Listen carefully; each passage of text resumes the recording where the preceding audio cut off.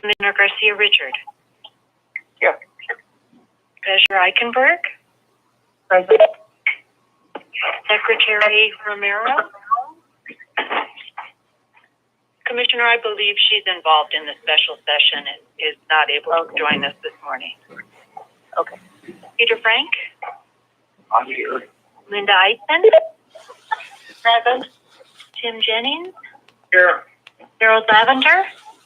Here. Lee Rawson. Present. Mike Messina.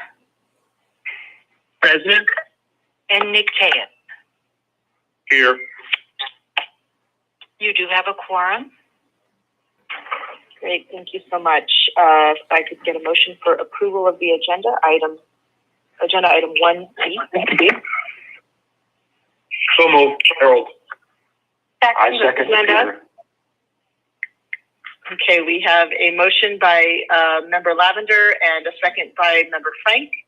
And we are going to take a roll call vote on every voting item on this agenda. So, Carrie, if you would call the roll for approval of agenda motions. Commissioner Garcia Richard. Yes. Treasurer Eichenberg. Yes. Peter Frank. Yes. Linda Eisen. Yes. Harold Lavender. Yes. Lee Rawson. Yes. Tim Jennings. Yes. Mike Messina. Yes. And Nick Tayet. Yes. The unanimous 9-0 approval. Okay, thank you. Moving on to agenda item 1C, approval of the SIC minutes from our October 27th meeting. Those members were provided a copy of those minutes. Do we have any discussion on that, or do we have a motion for approval? This is Harold. I move approval. Linda Eisen, I second. Okay, we have a motion for approval of the October 27th minutes by Member Lavender, a second by Member Eisen. Any discussion on that motion? We could have Carrie call the roll on a motion to approve our minutes. Commissioner Garcia Richard. Yes. Treasurer Eichenberg. Yes. Peter Frank. Yes. Linda Eisen. Yes. Harold Lavender. Yes. Lee Rawson. Yes. Tim Jennings. Yes. Mike Messina. Yes. And Nick Tayet. Yes. Again, a unanimous 9-0 approval. Okay, thank you. So before I move on to agenda item 2, I just want to make members and staff that are on the call aware that we have some frustration that's been expressed by the public about listening to this meeting on the YouTube channel, that sometimes it's hard to know who is speaking.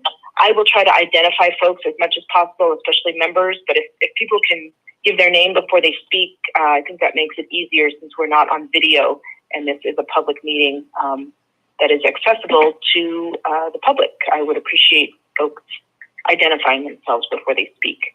So with that, we're going to go to agenda item 2A, the State Investment Officer report, and we'll have Mr. Moise, our State Investment Officer, give his report. Thank you, Commissioner, and good morning, everyone.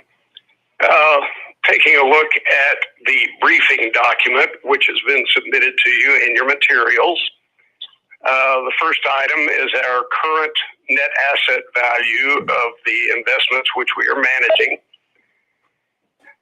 That number as of today is $29,597,915,000. Distributions to the state over the past 12 months from the permanent funds have totaled $1,034,900,000. We always mention the price of oil and the rig count because the oil and gas industry provides the majority of the inflows into our permanent funds. Price of oil as of today, $42.84 per barrel, West Texas Intermediate, and the New Mexico price a bit less than that at $38.63 per barrel. interesting to look at the rig counts in New Mexico.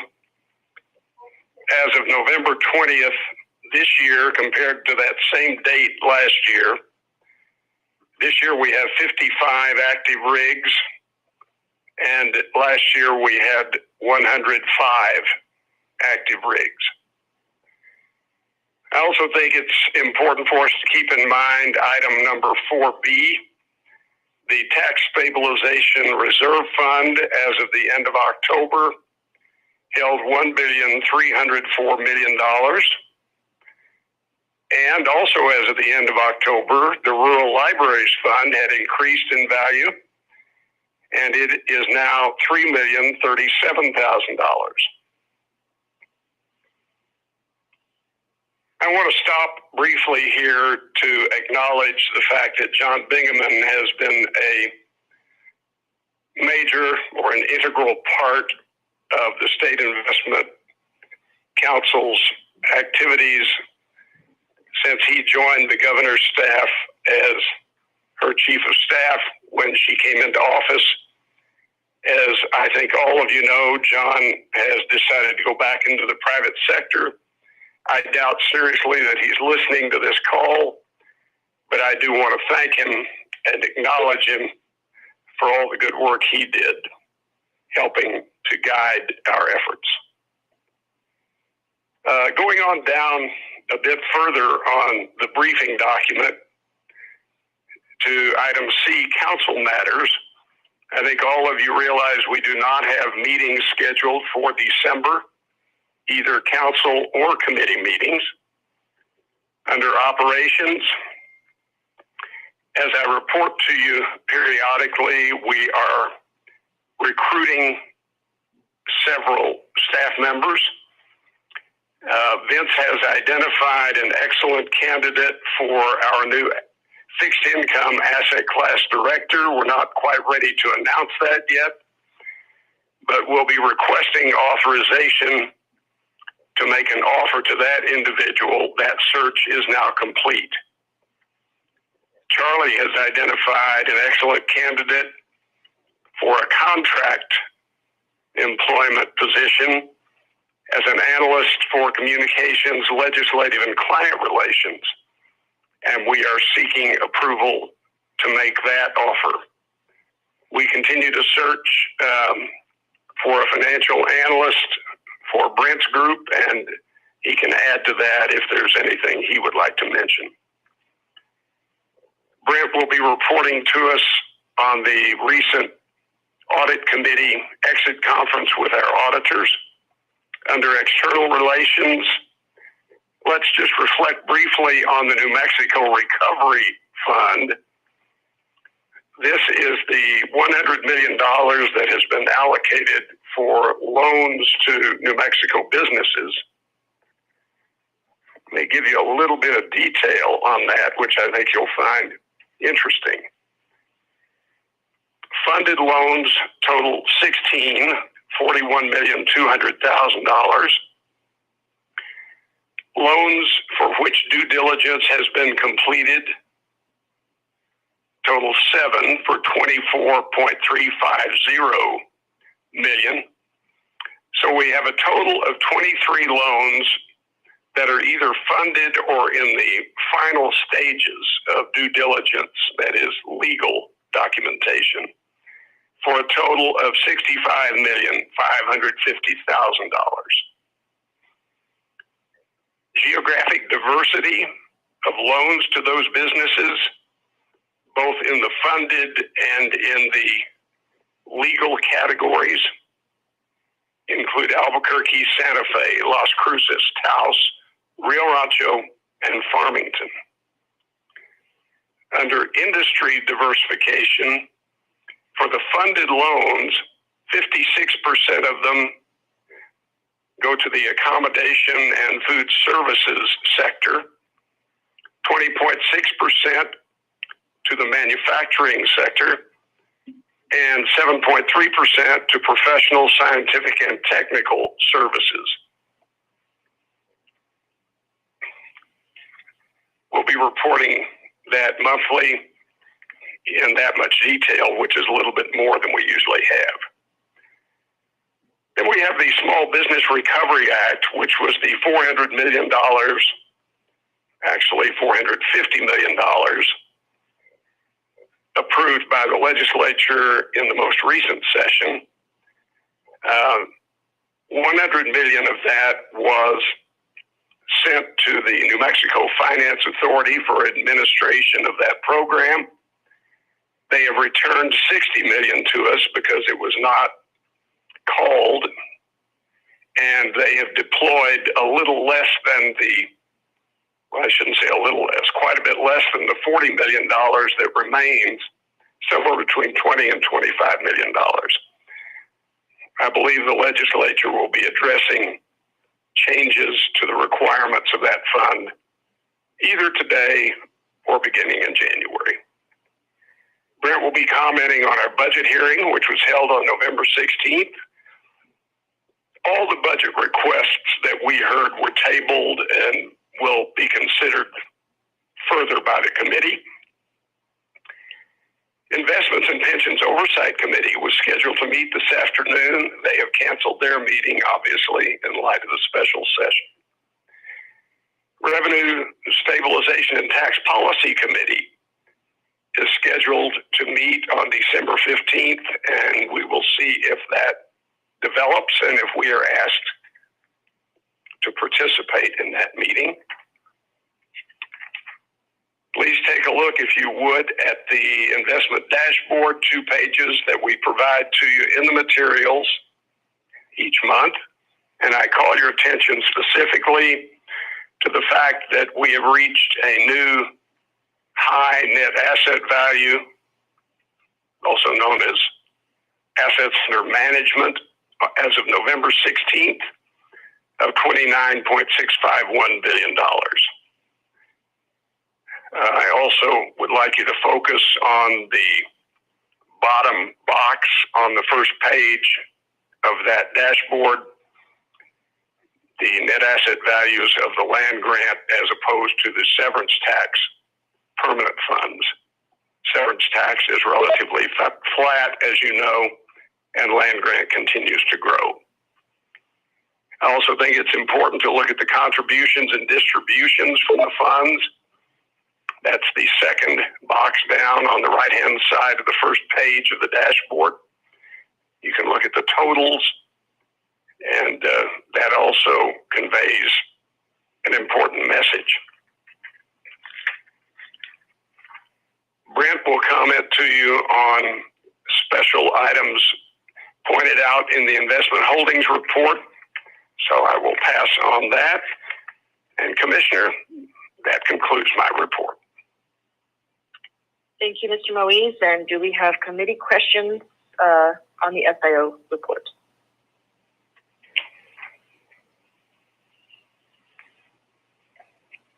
So I'll just say from the land office perspective, it's worth noting at this point, we did complete our annual report. I apologize that I have not made it available to members yet. It is electronic this year, and so we will get that to SIC staff, I guess, and they can distribute that to members. That's okay. We'll be happy to do that. What we found is, you know, even with the last 3 months of the fiscal year in the midst of a pandemic, we still were able to break that $1 billion mark in terms of our revenue. And production right now, even though prices have not quite rebounded, oil and gas production is at historic highs. We had $11 million barrels per month just before the pandemic hit, and we will see that again in our October numbers. So it's real interesting to see exactly how production has rebounded, even though prices have not. If anyone has further questions on that, I'm happy to talk about it, but I just wanted to add that to your report, Steve. So with that, we'll go to agenda item 2B, the Chief Investment Officer report, and we'll go to Mr. Smith. Well, thanks, Madam Chair, and good morning, everyone. We've got a full agenda for you today. In fact, a 500-page book we sent out or uploaded anyway to you. So I'll be brief here on the color commentary, and we can move on to the materials that we have for you. Financial markets continue to treat us fairly well here through the fall, plowing through news on the COVID-19 pandemic, both good and bad.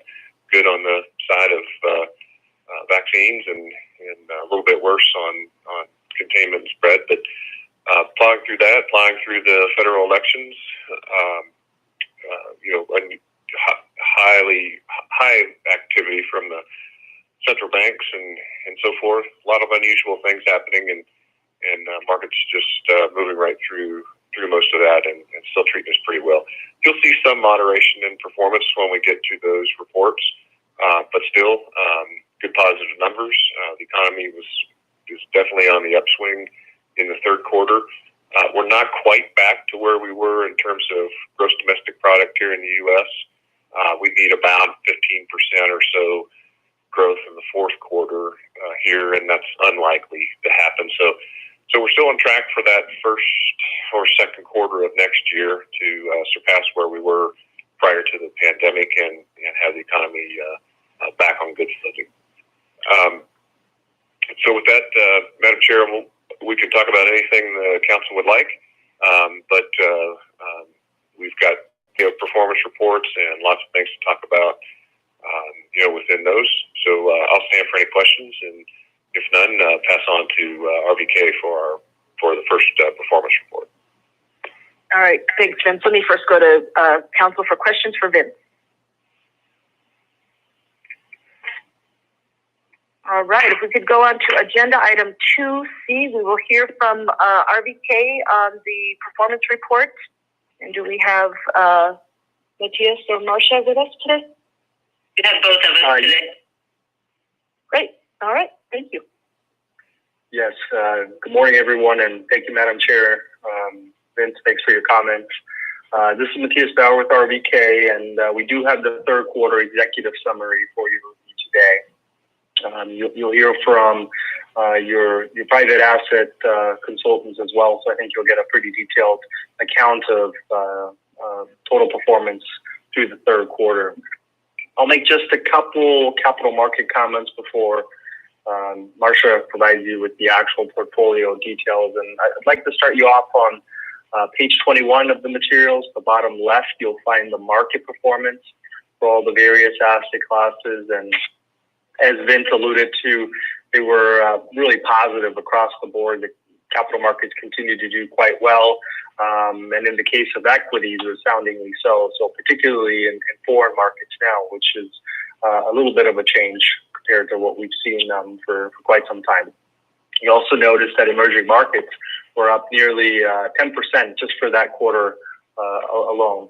Now, when you look at those numbers, you think it was a great quarter all the way through, but we actually saw most of that upward momentum occurring in the first 2 months of that quarter, and then giving way in September and October due to a number of things that were happening that we've talked about previously, like growing concerns of a stagnating recovery, lower confidence, or at least uncertainty in terms of Congress being able to reach an agreement on fiscal stimulus, and that looks like it's certainly well into the beginning of next year. But we have some certainty on the presidential outcome now. That wasn't the case early on, and that on top of the fairly rapidly increasing coronavirus cases, all led to quite a bit of uncertainty. And as we all know, uncertainty typically leads to market volatility, and we don't foresee that subsiding for quite some time. We also saw the U.S. dollar soften a little bit, which, as we've talked about in past meetings, that tends to be a tailwind for foreign assets. And on top of that, a little bit better commodity market, which really needed a breather, was also beneficial, particularly in emerging markets. So just to put some context into some of the numbers that you're seeing for emerging markets in particular. When we look at the debt markets, and you can see that at least on an interest rate basis on the bottom right of that page, you'll see that the Treasury yields across the curve remained relatively unchanged quarter over quarter, but they're still essentially at record lows. One thing that did happen, and probably not terribly surprising, is that spreads came further in, and that's quite helpful for some of the higher yielding instruments. You'll see that reflected in the non-core fixed income portfolio numbers for the quarter, which I think were pretty good, at least on a relative basis. So when we look at current pricing conditions, really across the capital markets, I think it's pretty apparent that we're at extremes. And again, we've been talking about this for quite some time, but I think given this year and the continued leadership of growth stocks for most of the year, and some of the other cases that have been building, we've really seen some extreme levels of pricing dislocations, really across a various number of metrics. And so what does that mean? It just means that pricing is very bifurcated, and there's some fairly significant bets in the market, and that's true across growth and the value spectrum, both domestically and in foreign markets, but also across the cap spectrum, where really only the largest names, all the ones that you see in the press, tended to be the best performers, and as a result are really heavy in the indices. Fixed income historically has always been a reliable source of diversification and capital preservation, and we've talked about where we're at in terms of interest rates and how we may not be able to have the same benefits going forward. But again, all your asset allocation reflects that. I think when we're heading into the holidays, you're going to continue to likely see the coronavirus cases increasing, and with the further lockdowns that at this point I think are more or less nationwide, I think you're going to have a little bit of a slowdown. Although, as Vince also mentioned, markets appear to be looking through that. There's a bit of a disconnect in terms of what's actually happening in the economy and the stock market. So it does appear that optimism is currently winning out, given this vaccine rally that we've had. November is up 10% alone, and we've actually seen a little bit of a rotation in cyclicals or value names. So I don't want to overstay my welcome here. I just wanted to give you that context for as an introduction to the results that Marsha is going to provide you, and I'd be happy to take any questions at this time, or otherwise pass it over to Marsha Beard.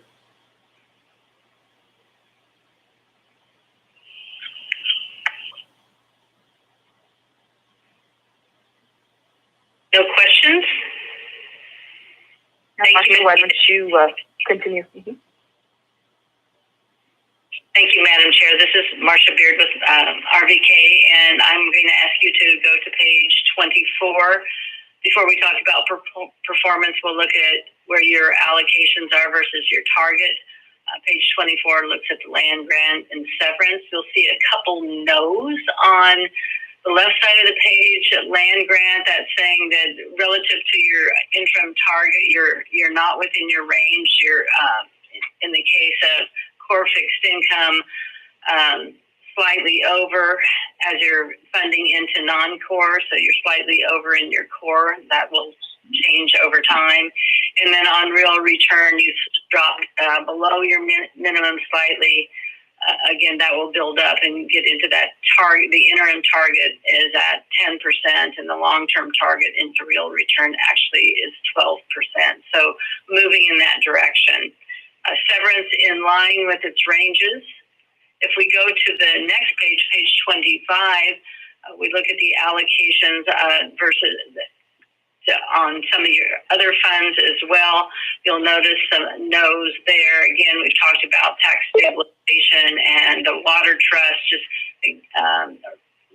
with tax stabilization, it's really just a difference between being slightly different on your fixed income side. So your target to low duration is 30 or 25, been building that up.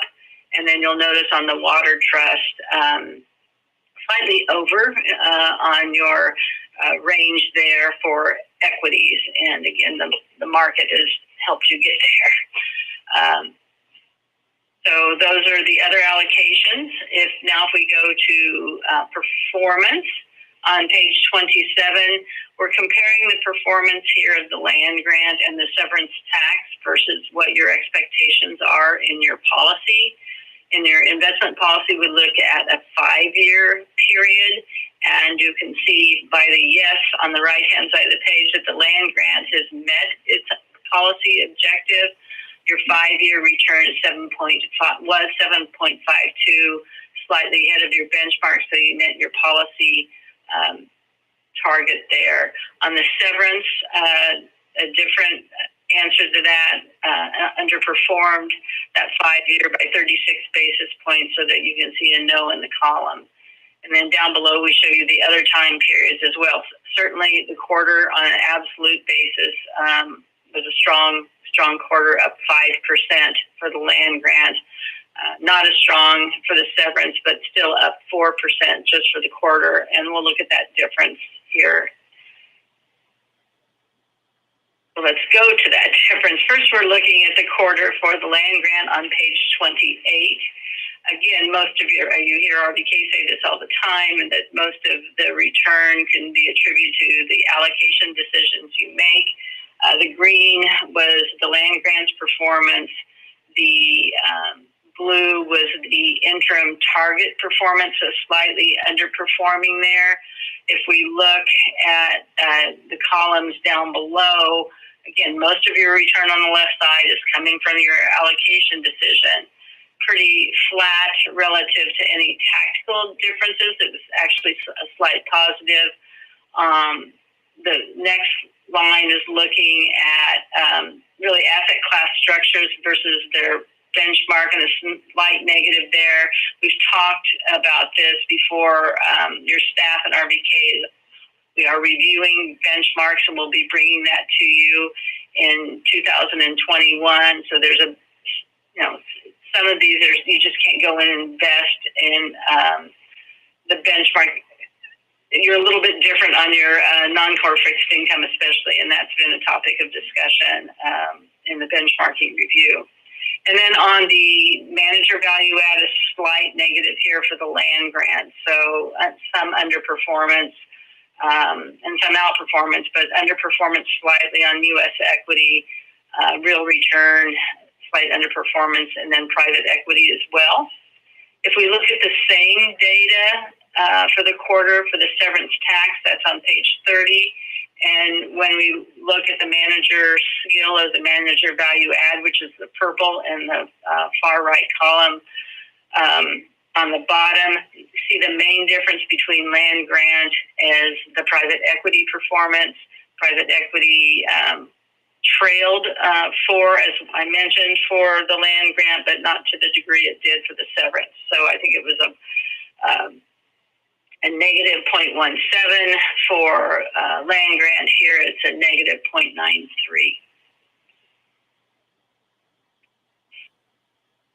Looking at page 32, this is showing, we're going through and looking at calendar year to date flows and returns for each of the funds. In total, at the very top is the total fund, and then you can see broken down by the different funds. Tax stabilization on the far right, you can see they had a positive return on the calendar year to date basis, much stronger than the land grant, which was also positive, again, in calendar year. And that is asset allocation, a far more conservative allocation for tax stabilization. If you go to page 33, you can see the same for the rural libraries, which is also in that conservative allocation. And early childhood will be as well, but that is just being, you can see that it was the money, $300 million was just deposited with in this year. Not the full year, certainly. Longer term performance on page 34 for the other funds. And now we go into peers. Peer performance is not an objective in your investment policy statement, but we do look at your performance versus peers. I always say this is such a complicated chart. At the top of the table is the land grant's actual performance, which was the 5.03, and then we have your policy index. You're not at your policy structure Well, actually, the second one is interim, which is closer to where you are, and then the bottom one is your policy index, which you're not implemented to that yet. Then below, we look at the universe that we believe is most appropriate for you, and that's public plans greater than $1 billion. If you look at that section, you can see that 5.03 return for the quarter, which is also your fiscal year to date. The 50 means that's how it ranked against this pure universe. If you look down below, you can see your interim policy ranked better, and then had you been implemented to your policy target, you would have ranked in the top third, almost the top quartile. So again, moving towards that, getting to your long-term policy target, if you would have been there, you would have done better. But we look at this longer term, and if you take your eyes over towards the right, you can see 5, 7, 10-year ranks. For the 5-year, just slightly below median for the actual performance, and then for the 7-year, well above median, and 10-year, well above median as well. And looking at that 7 and 10-year number, you can also see, had you been implemented, you would have been performed even better. I'm going to take you to the next page now, page 37. This is looking, and we've showed this for several years. So we are looking here at 3-year rolling periods, your ranks for that 3-year rolling period. Matthias and I were looking at this, and I'll show you a couple other charts in a moment, but not sure where the 3-year started. So because your policy speaks always to a 5-year period, we kept the 3-year period in here. What's notable here is you've felt it slightly below median for the last couple quarters, but look at that consistency really since 2012 being not at the bottom, but your ranks have been consistently for that 3-year period above median, which is exactly where we'd like you to see. We don't want you to be at the very top and the very bottom. We like that consistent above median performance. So that's 3-year. We added 5-year because, again, and that's the next page, page 38. That speaks to your investment policy. Our recommendation is to go with the 5-year and drop the 3-year. The investment committee agreed with our recommendation, but we wanted to bring it to the council as well to keep this consistent with the other expectations or objectives in your policy. We think we should focus on the 5-year period. So again, the same information, slightly dropped for the last 2 quarters, but the consistent above median performance is we think very positive, and where we are glad to see you have fallen over that period. We also added a chart, which is page 39, also for the 5-year period, looking at risk-adjusted returns, and that's the Sharpe ratio. And when we look at the Sharpe ratio, you can see that you're actually for the same 5-year period, almost in the top quartile consistently. So this is taking in your performance and looking at it from a risk-adjusted view. We think adding both of these 5, or including the 5-year rolling peer ranks and the Sharpe ratio, we like this addition and would recommend allowing us to continue to provide this information to you on a quarterly basis. Severance tax follows. I'm going to ask you to go to page 42, and this is looking at the risk and return charts. On the left-hand side, we're looking at this universe of public funds that are greater than $1 billion. And you can barely see it. The green triangle is actually the land grant performance for that 5-year period on top, 10-year period below. The blue is actual severance, and then we put your policy index in there as well.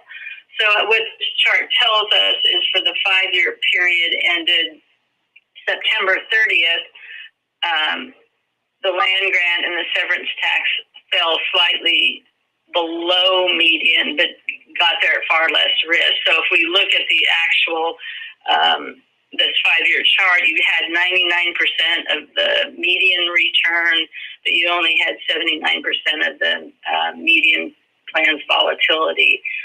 If you look down below it for the 10-year period, you're right at median, slightly above for the land grant. So that's where you want to fall in that northwest quadrant, where you've doing better than median on return and getting there at less risk.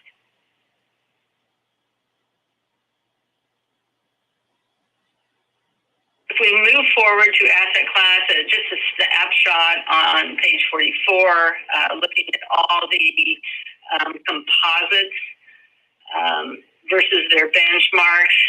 So this is a one-page summary of that. You can see some underperformance there and some outperformance. I'm going to take you through a few of the asset classes, and then you will get a report on private equity day. So if I take you to page 46, this is looking at your U.S. equity structure update. As you know, Starla and her team brought you some recommendations. You can see the manager terminations that resulted from that. You are at your interim, your long-term target and your interim target are the same. There were no significant manager events during the quarter except for the terminations that you made. Go to the next page, you can see the performance. Interesting that if we look at your performance, you can see that you did not meet your policy objective for that 5-year period. You trailed the Russell 3000 for that 5-year period, but you ranked above median compared to the other U.S. equity composites of your peers. So it was a period that tells us it was a period where active management did not add as much value. Again, the portfolio has been restructured to not have as big a bias. You had a slight, as Matthias talked about, having small cap not keeping up with large cap. And certainly the value story versus growth has been pretty dramatic. But you had a slight small bias to your portfolio, less so now. So again, your 5-year trailed, but some structural changes have been made. You can see at the bottom of that table the difference between large and small cap performance over the short-term periods, and the impact it's had even on longer term. Risk return, page 48, falling in that northwest quadrant, U.S. equity composite here showing slightly above median, and you've had less volatility compared to the public plan U.S. equity segment. So good risk return numbers there. Your Sharpe ratio or risk adjusted return was above median. If you're interested, just on page 49, you can see how you fall versus the Russell 3000. You're in the green, benchmarks the blue. And then we look at on market cap and on sector. So very, very close to the benchmark now. Non-U.S. equity, the same information begins on page 51. Again, you'll be upcoming quarter, you'll see some structural changes there that Starla's talked to you about, but there's been this quarter there were no manager terminations and no significant manager events, and you're at your interim target's the same as your long-term target here. In this case, looking at you on the following page, page 52, your performance has met the 5-year objectives, both for return, outperformance against the benchmark, and against how you rank against the non-U.S. equity segments of your peers. So both yeses in that category. And looking at risk return and the other characteristics on page 53, here, slightly looking at your equity composite for this period, you were at median return and at median volatility as well for that 5-year period. Page 54 looks at your market cap and your regional allocations. Fixed income is next. We'll go to page 56. No manager terminations for the period.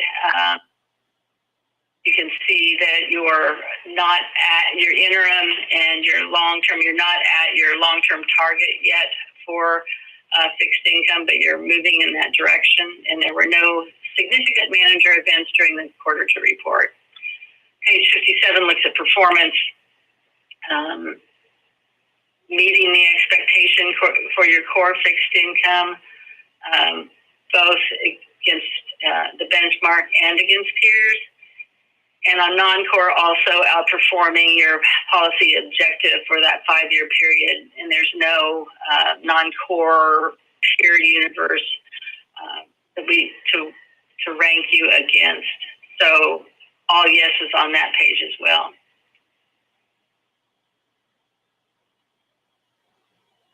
On a risk return, looking again against your core, showing your core in green and your non-core in yellow for this period, this 5-year period. You can see your core is performing above median, and both doing so at less volatility. Your Sharpe ratio against your risk-adjusted return down below for your core is 9th percentile. That's quite strong. And you're building out your non-core fixed income. So, and it's been, especially for the first quarter, calendar quarter of 2020, was a very difficult quarter for non-core fixed income because it was a risk-off environment. The rest section is alternatives. We think you'll be receiving your private equity report. We have a snapshot here, but your specialty consultants bring those reviews to you. And again, this is lagged. So with that, Madam Chair, Matthias and I'll take any questions. Great, thank you so much, Marcia. Committee questions on the performance report for RVK. Yes, Madam Chair, this is Linda Eidson. I love this executive report. That's really where our SIC job is to see that we are meeting policy, and if not, why, and if exceeding it, congratulations, are in order. But I wondered, I love those charts with the rolling 5-year peer rank and the rolling 5-year Sharpe ratio. We have it for land grant, but we don't have it for severance tax. We can add that. It would seem like it would be a good idea to have them for both. Thank you. Will do. Thank you, Member Olson. Any further questions? Madam Chair, this is Tim. Yes, Mr. Treasurer. Thank you. Marcia, I want to go all the way back to page 27 when you started talking about our... Anyway, my question is why is everything gross of fees still? If this is September, why are we still talking gross of fees? And you do that from page 27 all the way to 52. It's in your policy. So that's how we report it, because this is a policy review. Okay. And then, Madam Chair, if I could, then on the last page there, page 60, on our investment policy again review, down at the bottom you talk about net of fees. So I guess that was where my confusion was in your small print. So, and then on the performance objectives, what is S&P 500? What was its return as of 6/30? Do you know that off the top of your head?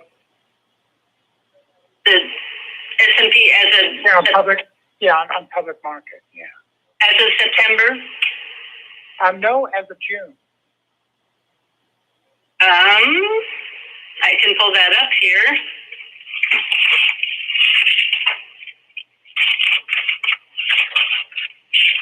S&P as of June. What time period?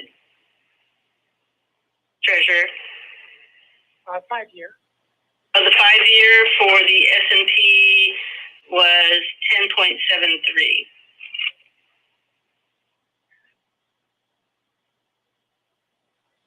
Okay, and now I guess thank you. I'm just making notes. Madam Chair, if I could I go to Vince real quick and just talk about the individual investment funds that we've got? Because I like the fact that one of the reasons why we moved tax stabilization from the Treasurer's office to SIC was for a better return, and even with this down market, they still outperformed the Treasurer's office because we were only at 3.5%, and they were at 3.8, I think. But why, when you come, Vince, when you look at libraries and then your client base, why are they different? What are you doing different for your client base than, say, for libraries or for tax stabilization? Madam Chair, Mr. Treasurer, on the clients, they select their own asset allocations. We recommend to them that they get consulting help, and a number of clients have done that. But the clients themselves pick those asset allocations. That's why they look a little bit different. Rural libraries should be following, reasonably close to our other, low risk funds. We've just gotten quite a bit of money in. Well, $2 million. It was, two times what was already in there, and that's still getting invested. So those numbers, we've only had that money invested just for 2 or 3 months here. So those numbers aren't, quite fully reflective, of that time of year. Okay, thanks. Thanks, Vince. Thank you, Madam Chair. Treasurer, I do want to respond on I think you said it was page 60, and it says net of fees. It's net at the bottom, it says performance shares net of fees. Private assets are typically have their fees taken out of performance, so they're typically reported net of fees, so they're taken out of the performance. So that's why sometimes universes sometimes a universe can be gross. People want to use a gross universe, but it's sometimes a mixture of gross and net, because some of the private assets, in this case, private equity, is reported net of fees. Okay, and so then the S&P 500 was also net of fees.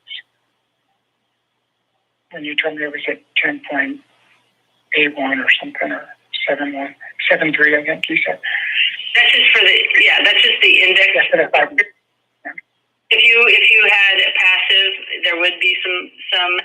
It would be slightly different from that, because your passive provider would be charging some fee, although it's pretty minimal. Okay. Thank you, Marcia. Thank you, Mr. Treasurer. Any further questions on the performance report? All right, great. We're going to go to agenda item 3A, and I'm going to turn it over to our investment committee chair, Member Eisen, for an investment committee report. Thank you, Madam Chair. At the investment committee, we unanimously approved all 3 investments for recommendation for approval by the SIC.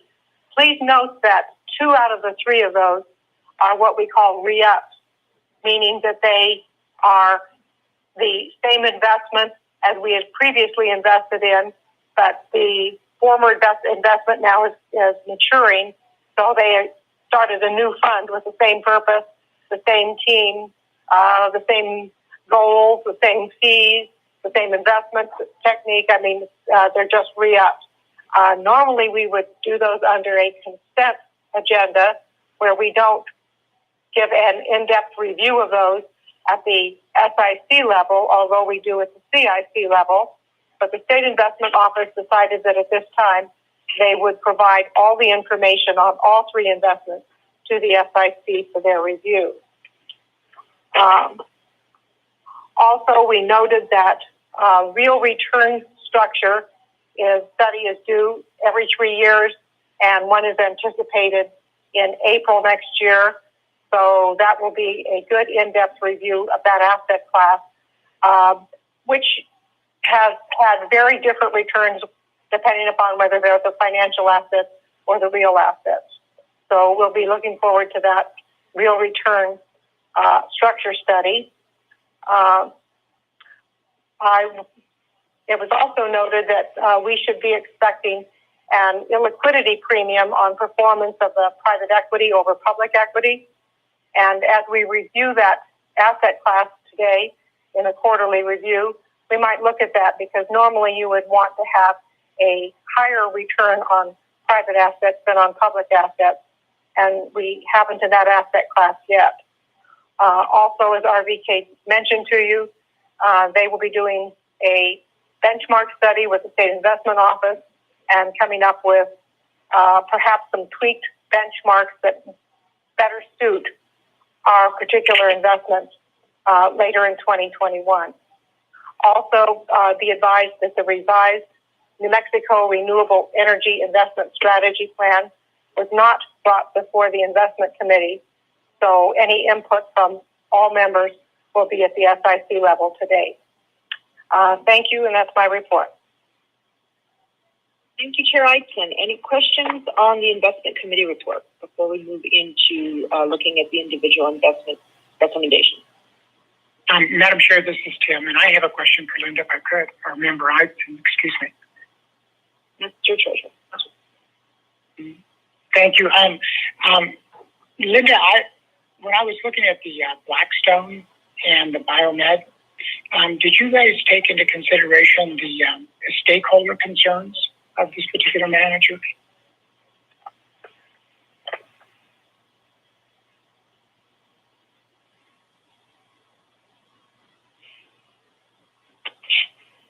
Member Eitzen? Yes, but did you say the stakeholder returns on Biomed and the KKR? No, the stakeholder concerns with Blackstone. Oh, yes. Our consultants always go through those concerns in some depth, and perhaps we have some greater discussion. Sometimes their review of why that is an issue meets our requirements. So, yes, we do go through the concern issues. Okay, thank you. Thank you, Madam Chair. Any further questions? All right, so we are going to now launch into the voting portion of our agenda here. This is agenda item 3, and we, like Chair Eitzen said, we have 3 investment votes. We have a redemption vote, and we have a vote on a renewable energy strategic plan. So 5 voting items. What I'm going to do is turn it over to our SIC staff, and then they can give their report, turn it over to our consultants, and then introduce any guests we have from the investment manager that is being considered. So first we have a real estate investment recommendation for Blackstone Biomed Life Science Real Estate. I'm going to turn it over to Mr. Chapman from the SIC. Thank you, Madam Chair. Good morning, and good morning to the council. This is Paul Chapman on the phone. I've got Clay Carpenino from my staff, as well as Jack Koch and Seth Marcus from Townsend on the line. This morning, as you've heard, we're presenting 3 commitments for your consideration, 2 that will become part of our real estate portfolio, and another that will go into the infrastructure category of our real return portfolio. So the first item we're going to discuss is the Biomed continuation vehicle. And on the line, we have from Blackstone, Kathleen McCarthy, who's global co-head of real estate, and Adam Leslie, who's a principal within the real estate group of Blackstone. And we'll get to them a little bit after Townsend makes their comments. But before we do that, in 2015, New Mexico State Investment Council made a $75 million commitment to Blackstone Real Estate Partners 8. This is their opportunistic real estate fund series. In 2016, the fund acquired a stake, they acquired through a take private, a biomedical office platform called Biomed. This investment has generated a gross return to the fund of 36.8%. However, Blackstone believes that the platform has been de-risked and no longer belongs in an opportunistic portfolio.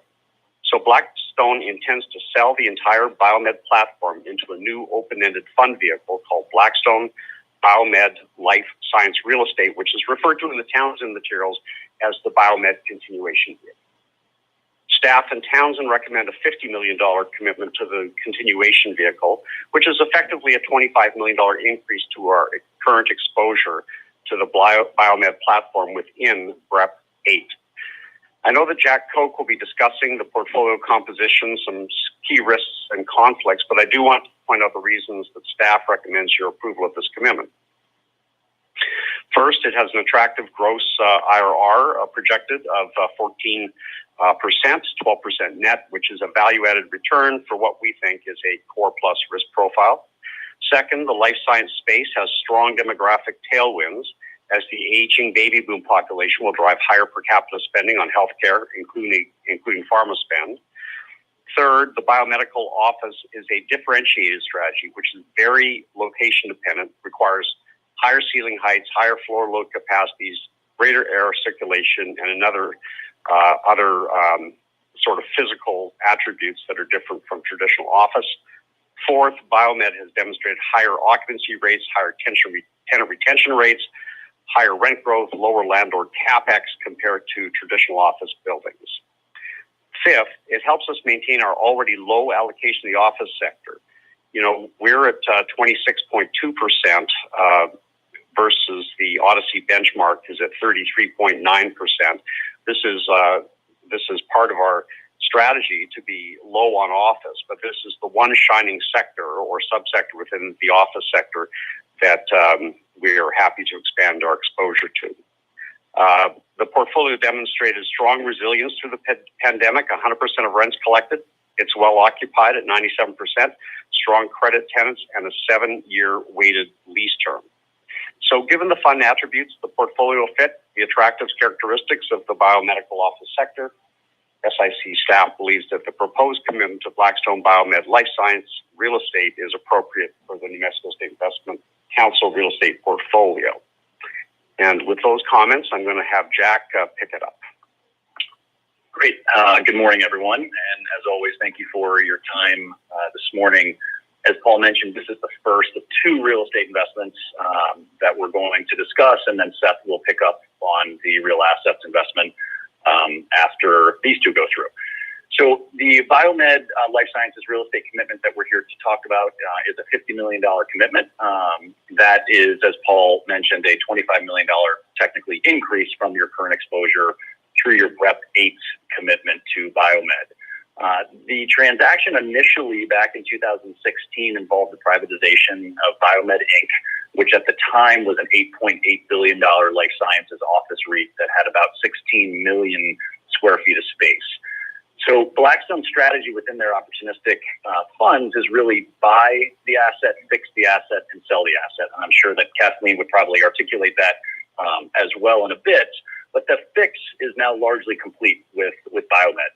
And therefore, the assets are substantially stabilized and on a go-forward basis is really only expected to generate a core plus return. And thus, Blackstone is at the point in the life cycle of this asset that it's time to either dispose of the asset from their opportunistic vehicle. However, Blackstone has a lot of conviction in the sector, as do we at Townsend, and they have proposed recapitalizing the Biomed vehicle into a long-term investment. BREP 8 investors, where this asset currently sits, have already approved of the recapitalization. So based upon the proposed transaction value, the investment will generate approximately $6.5 billion of profit for Fund 8 investors, as well as a 3.3 times gross equity multiple. The new fund on a go-forward basis is targeting a 14% gross, 12% net, as Paul mentioned, with a gross equity multiple of 2.5 times, and they will utilize approximately 55% leverage. Blackstone, as a co-investment, is committing $100 million to the transaction from the firm's balance sheet. In addition to that, Blackstone Property Partners, which is Blackstone's core plus open-ended fund, will also be committing to the vehicle. The current portfolio consists of 80 assets. They're concentrated in the top life sciences markets here in the U.S. as well in the U.K. As Paul mentioned, the portfolio is 97% leased. Important to note is that 77% of those leases are with investment-grade tenants, so a very strong tenant base. In addition, Biomed has approximately 2.3 million square feet in development, of which about 55% is pre-leased at this point. So some strong mitigation to the development assets. Last point is that Biomed's existing assets all have, many have below market leases in place. Therefore, when those leases do roll, Blackstone and Biomed will have the ability to increase those leases, ultimately increasing the NOI, the net operating income from the portfolio. So life science office is one of Blackstone's highest conviction themes, with the sector benefiting from strong macroeconomic tailwinds, which is being driven by those baby boomers, as Paul mentioned, and increasing healthcare expenditures. We at Townsend also concur with the theme and believe that life sciences within the office subsector provides a strong complement to New Mexico's portfolio, given the attributes of the sector and the non-correlation benefits that it provides against traditional office.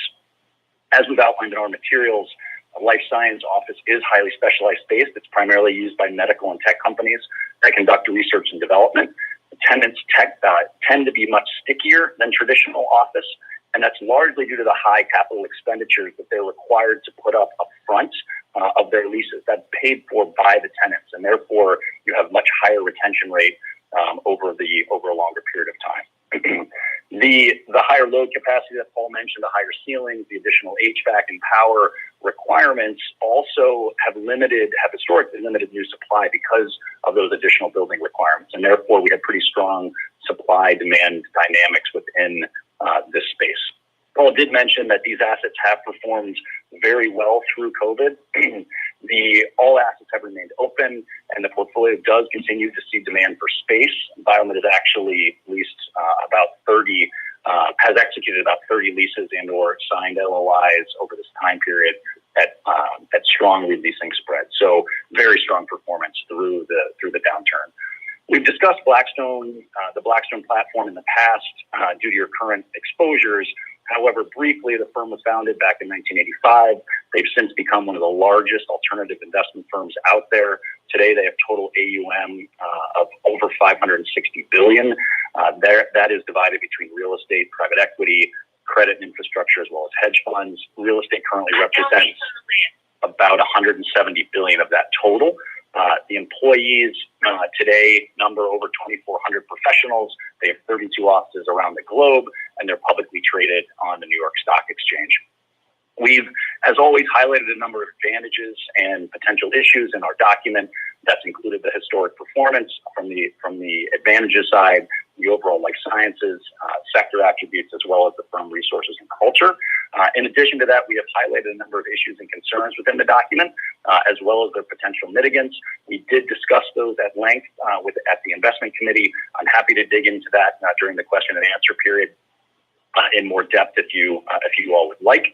We do support the investment on behalf of the SIC. We believe it's an attractive opportunity, particularly in today's market environment, executed by a proven manager and providing a strong complement to the current SIC real estate portfolio. So with that, I'm going to pass it over. I don't know if it's going to Kathleen or to Adam at this point, but I'll pass it over to Blackstone for their prepared remarks. Thank you so much. This is Kathleen McCarthy. I will start and then turn it over to my colleague, Adam Leslie. First of all, I just wanted to say how grateful I am to have this opportunity to be with you today. It's been so gratifying to see the relationship between Blackstone and Blackstone Real Estate specifically and New Mexico grow over time. And many of my colleagues have had the opportunity to speak with this group, but this is the first time I'm having the opportunity to do so. And it does feel extra special because it relates to Biomed, which is been such a successful investment and one we remain so excited about in one of our highest conviction themes, as Paul and Jack highlighted. I should preface this by saying that Paul and Jack did such an excellent and thorough job talking about the investment, both where we've come from in our ownership in the BREP 8 fund, and also where we hope to be going with it in the continuation vehicle. I am not sure that Adam and I have all that much to add, but maybe just a few points from our perspective, and then we would be happy to take any questions you have. So, I would just take a step back and remind you of our approach to real estate investing generally. And that is that we are high conviction thematic investors. And so what that means is that we try to look at what's going on in the world, which trends are accelerating, what we think is going to grow in terms of having great kind of economic performance. And then we figure out how to take those themes and put them into a real estate context. And we've done this in different ways. When we, for example, identified the transformation of how retail works, meaning that goods would be purchased more online, we invested significantly around the world in warehouse assets. And biomed is, another great representation of how this works in our business. If you go back to 2015, when we started first exploring lab office and life science office as a potential sector for focus, lab office space had been, for most of my career and many of our careers, somewhat of a backwater in the broader office sector. The perception, actually, Paul said how the assets are differentiated, the locations are differentiated. At the time, just 5 years ago, that kind of differentiation wasn't necessarily perceived to be a good thing. People thought that these were maybe over-improved assets, specialty buildings with a risky tenant profile. But we took a somewhat different view, and we saw that there was a revolution happening in life science and biomedical research. And we thought that suggested really dramatic changes for the way life science companies were going to think about their space, also where they wanted to locate their research and really concentrate it in specific hubs. And we also thought that would then have the knock-on effect in real estate, where real estate investors would have a very different approach to life science assets from a valuation perspective.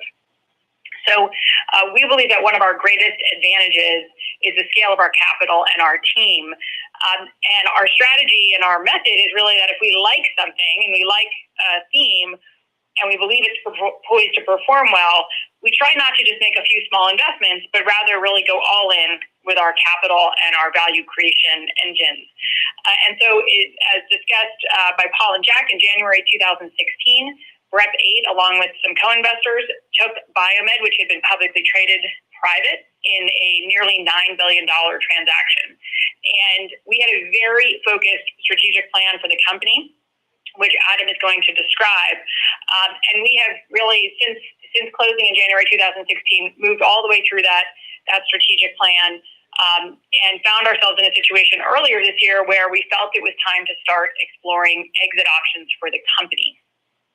One of the dynamics here, though, which was, I think, a real compliment to the company itself, and also just a recognition of what was going on more broadly in life science office, was that we, as we were exploring our exit options, we recognized that many of our limited partners were highly interested in maintaining or actually gaining exposure to life science real estate, and to this company in particular.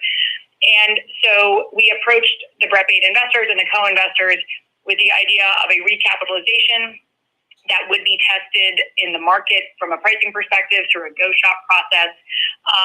But the result was again, a high degree of interest. And in fact, on Friday, the new continuation vehicle, BPP Life Sciences, closed on the recapitalization of the company.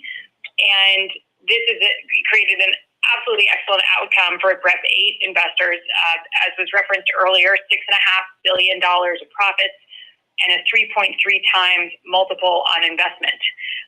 But I would also emphasize, as was shared earlier, that just because it's time for a BREP fund, which is an opportunistic strategy to sell, doesn't mean that the opportunity is over for the company. It's just a different kind of risk profile.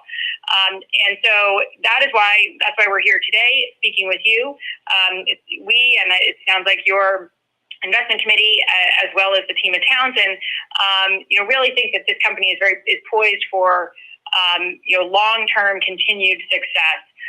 And we are grateful that you would consider sticking with us in this investment, and actually upsizing your commitment, because as you're going to hear in a moment from Adam, we really believe that this sector, life science, is going to continue to perform very well, and that this company in particular is in a position to benefit from that because of the quality of the assets, quality of the management team, and also the concentration in some key life science markets. So with that, I will turn it over to Adam. Great. Thank you, Kathleen. Good morning, everyone. Excited to join you today. I'm actually speaking from Biomed's corporate office space in Cambridge, Massachusetts, staring out the window on a beautiful sunny day, actually, at the Charles River and MIT's campus right here. Their corporate office is adjacent to, their core holdings in Kendall Square, which is over half the portfolio. And we work together closely with them. It's a fully integrated team, as Kathleen mentioned. And we benefit from, Blackstone directly from the management team. And so I'm in their office today. I'll just start with a quick industry overview. As Kathleen and Townsend have mentioned, we think the life science sector benefits from terrific fundamentals. It's actually the #1 investment team for Blackstone in 2020 across all of our various verticals. So not just real estate, but including a deal we announced last week in private equity, tactical opportunities. And we have a dedicated business, actually, that invests exclusively in biotech companies. We call it Blackstone Life Sciences, and it's led by Nick Galakatos. And we have a strong strategic partnership with Nick's team. They actually just raised the largest dedicated life sciences venture capital fund ever raised this year at $4.6 billion. His team really understands the science of our underlying tenants and gives us unique insights into the biotech industry itself. As we've mentioned, the sector is seeing great tailwinds. Obviously, our country has an aging population, which is leading to increasing healthcare expenditures across the board. But this year in particular, with COVID, it's shone a spotlight on the industry. We've seen accelerating investment in the sector. Global R&D spending in biotech generally is up 60% this year over last year. And last year, 2019, was already a record. It's really also accelerating the pace of innovation. Just as an example, you've all read this in the news, but Moderna, began clinical trials for their vaccine candidate within 42 days of receiving the first DNA sequencing of COVID-19. And they've actually, obviously, as you've heard over the past couple of weeks, shown results with that vaccine is 95% effective. And the technology that they used to create that vaccine had never been used before this year. So again, really just showing the pace of innovation increasing.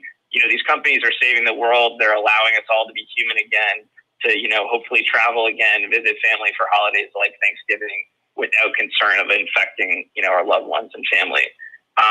So just skipping to sort of Biomed as the platform, we really think this is the best in class life sciences real estate operating platform that gives us differentiated results. Generally in the real estate side of things, from a lab office, just fundamentals in our markets, we're seeing only 2% vacancy in our core markets today, double-digit market rent growth, which is really strong sort of across the board. But Biomed in particular is the largest private owner of life science office buildings in the world. Its portfolio of 11 million square feet today is concentrated in what we think of as the best life science market: Boston, Cambridge, San Francisco, and San Diego. As Kathleen mentioned, and Townsend as well, after our original acquisition, we sold all of the non-core markets that were originally part of the company and really concentrated and focused on those core markets. The buildings in our portfolio, including our corporate office that I'm sitting in today, are located adjacent to the top research institutions in the world, places like MIT and Harvard and Cambridge, and the Salk and Scripps Institutes in San Diego. The companies that occupy our buildings, both big pharma and sort of earlier stage biotech companies, continue to want to cluster in close proximity to these academic institutions, which is driving demand in our core markets. We like to say that innovation happens not in proximity, not in isolation. And so you have, the three stools of sort of academia, industry, and then venture capital that are in all these markets that are really driving this forward.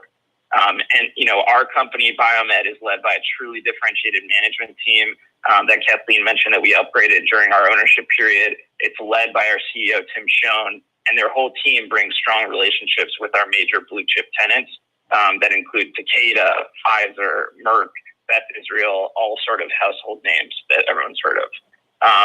Jack mentioned this as well, but just, on recent performance, the business has really outperformed our expectations through the pandemic. All of our buildings have remained open and operational. Our tenants are paying rent.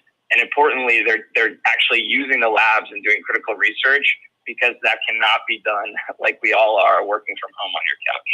Our tenants need space. They've continued to grow through the pandemic. As Jack mentioned, we've leased close to 1 million square feet of space since the start of March at good rents. And we're also excited to report that close to half of our tenants are actually working on some sort of COVID-related, either testing, therapeutics, or vaccines. So, looking forward, as we think about your new investment and upsizing your investment on a go-forward basis, we continue to see strong growth for the platform with a core plus return profile. We believe the company will have strong near-term growth through, marking rents to market in our existing operating portfolio, and also building out the company's accretive development pipeline that's close to 6 million square feet. So can, more than a 50% increase to the size on a go-forward basis. And just to wrap it all up in conclusion, we think investing in Biomed is a great opportunity to allocate capital to a sector with incredible fundamentals in a best-in-class platform with a best-in-class management team. So thank you so much. All right. Well, with that presentation, we're now going to go to committee questions for either our SIC staff, Mr. Chapman and his folks, Townsend, or the representatives from Blackstone joining us today, Ms. McCarthy or Mr. Leslie. Committee questions.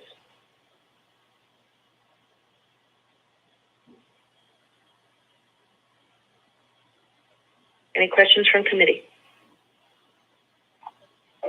Yes, I have a question. It's Peter Frank. Is this member Frank? That's correct. Okay. I'm just wondering how we got comfortable about the pricing, since there's a lot of self-pricing going on here in this transaction. Jack, why don't you take that? Sure, happy to. And this was something that we discussed at length, Member Frank, at the investment committee. And it is identified in our document that the transaction does involve the sale of an investment from one Blackstone vehicle to a newly formed Blackstone vehicle, and certainly is something that we all needed to get comfortable with. And as you point out, because it's not a broadly marketed transaction, it does raise the question of the appropriate valuation for both the seller as well as the buyer, and in this case, being the continuation vehicle.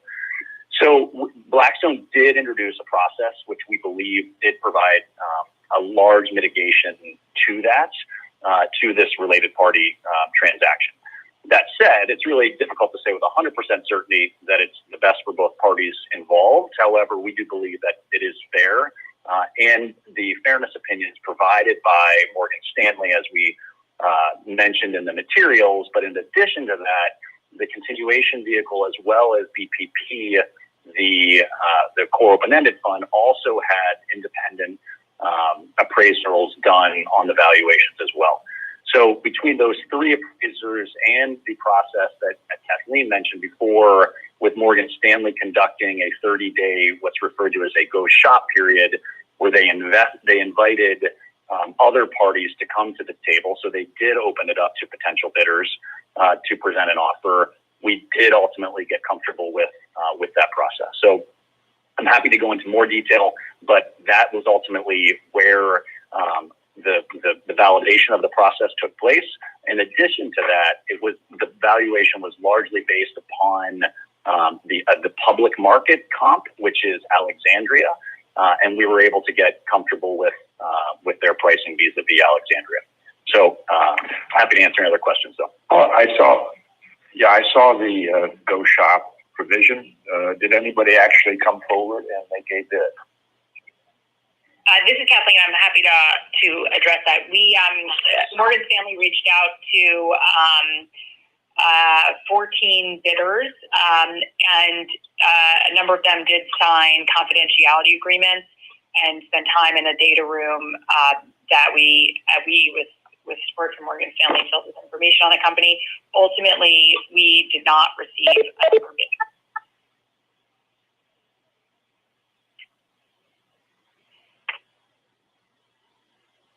That seems a little strange. Is there any explanation as to why nobody got comfortable with the bid? I'm happy to address that. And Adam, if there's anything I missed, feel free to jump in.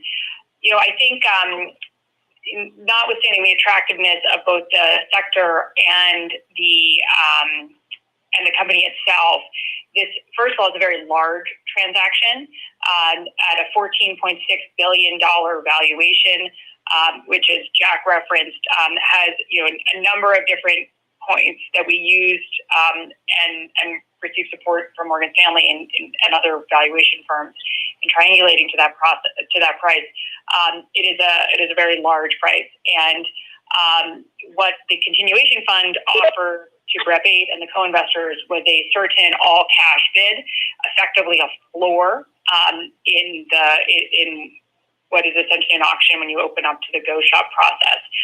And so any bidder who would have come forth would know, and we made it very clear, and Morgan Stanley made it very clear in their engagement as well, that any offer that they would put forth would have to be more compelling than a $14.6 billion all-cash certain offer. And I believe that itself may have been challenging for some bidders who may not have been able to provide that kind of certainty or provide that combination of certainty and valuation.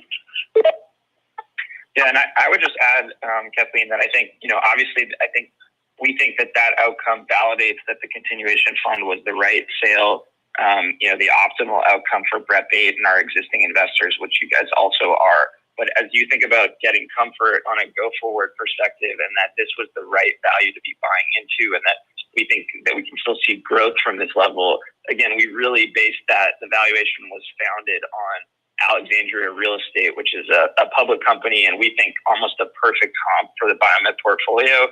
There's really only two companies in the biotech space from a lab office perspective, Alexandria and Biomed, that have the same scale.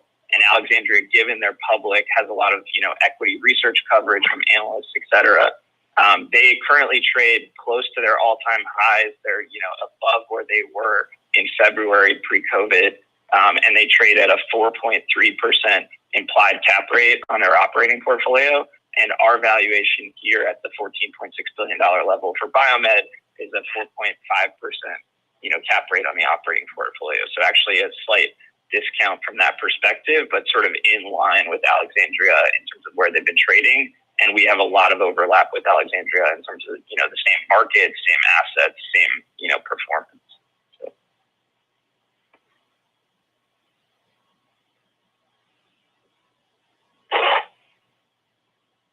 Member Fink? Well, I appreciate the answers. I still remain a bit skeptical that nobody could come forward and meet that price and terms, except us on an inside transaction. But let's proceed. Okay. Are there further committee questions?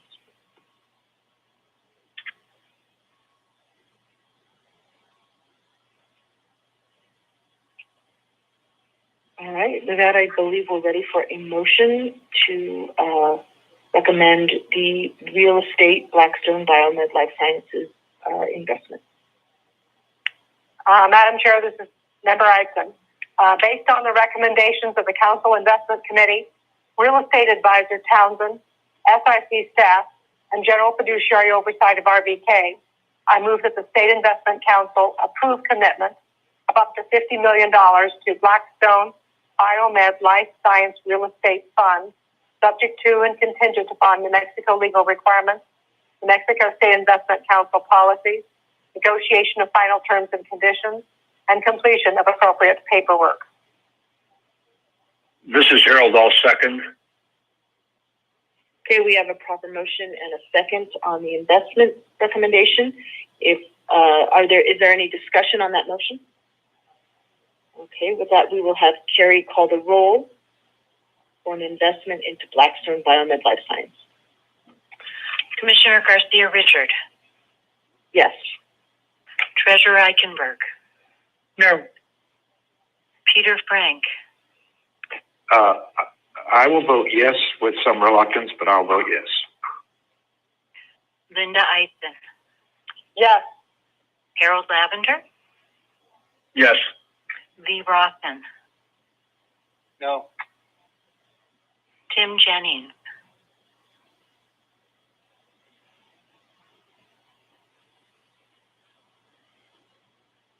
Mike Messina. Member Jennings? Mike Messina votes yes. Thank you. Nick Tayet. Yes, I'm muted. And Tim, Mr. Jennings? Yeah, this is Jennings. I'll vote no.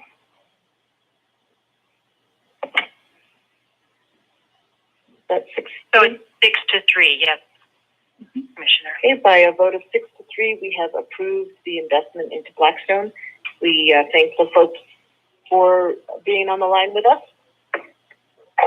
And with that, we'll move to agenda item 3C, which is another real estate recommendation for KKR Real Estate Partners Americas Fund 3. Again, I'm going to turn it over to Mr. Chapman from the SIC staff, and you can call on folks from there. Thank you again, Madam Chair. On the phone from KKR, we have Jackie Goodman and Justin Patner. Justin is a partner and head of real estate equity of the Americas. Jackie is part of the IR team with KKR. Townsend and NMSIC staff recommend a commitment of up to $75 million to KKR Real Estate Partners America Fund 3, which is a follow-on to our $75 million commitment to REPA, as it's abbreviated to REPA 2. As discussed during the October SIC meeting, staff is selectively pivoting to opportunistic strategies, in part to shift our current core non-core allocation from 67% core, 33% non-core to the target level of 55% core, 45% non-core, and also due to our view that we're entering an attractive vintage for opportunistic strategies as GPs take advantage of expected market dislocation arising from the COVID-19 pandemic. KKR is raising this $3 billion closed-end commingled fund with a targeted net IRR of 12 to 15%. Staff recommends this commitment for the following reasons. 1, strong alignment. KKR and its employees will contribute $300 million of equity to REPA 3.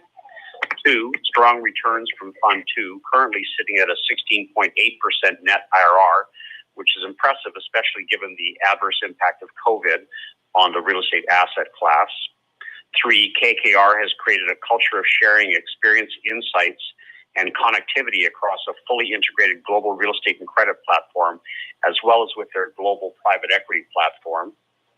4, KKR uses a thematic approach to investing in sectors where they have strong conviction and a strong information advantage. And lastly, their strategies are based on investing in secular trends, industrial, multifamily, and office in selected innovation markets, and cyclical dislocations such as niche student and senior housing opportunities, lodging, and event-driven opportunities. So given the factors just mentioned, SIC staff believes that the proposed commitment to KKR REPA 3 is appropriate for our real estate portfolio. And now Jack will provide Townsend's comments on this opportunity. Great. Thanks, Paul. So as mentioned, this is a follow-on commitment to your Fund 2, $75 million commitment that you made back in 2017. This is an opportunistic strategy. And in a time where, as Paul just mentioned, that we believe non-core, both value-add and opportunistic strategies, we could be faced with what we think could be once-in-a-decade type of vintage year. So a very opportune time for these type of strategies, given the distress that we do anticipate seeing as a result of the pandemic. So KKR does pursue a U.S.-centric real estate investment strategy, and it will be across a broad range of property types and business plans. The broad themes for this vintage are investment in property types that Paul mentioned, with continued secular growth, as well as capitalizing on that cyclical dislocation. Really, that secular growth will be in industrial and multifamily largely.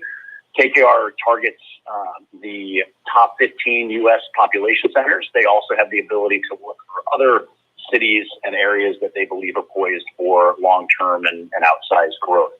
The acquisitions here are typically large, at $200 million GAV for both single assets as well as portfolios of assets. And the vintage is expected to have some similarities with your current investment in Fund 2, including potentially add-on investments to existing operating platforms in both industrial as well as in student housing.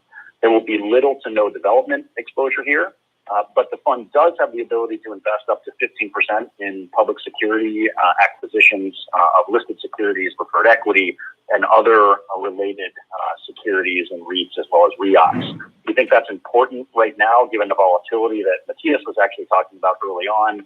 Obviously, the stock market is doing quite well over the last week, but we've certainly seen some volatility, as you all are aware, in those markets, and thus KKR has the ability, the proven ability to execute within those spaces as well. New to this vintage is expected to be a higher weighting to distress, potentially in both senior and student housing as well as hotels.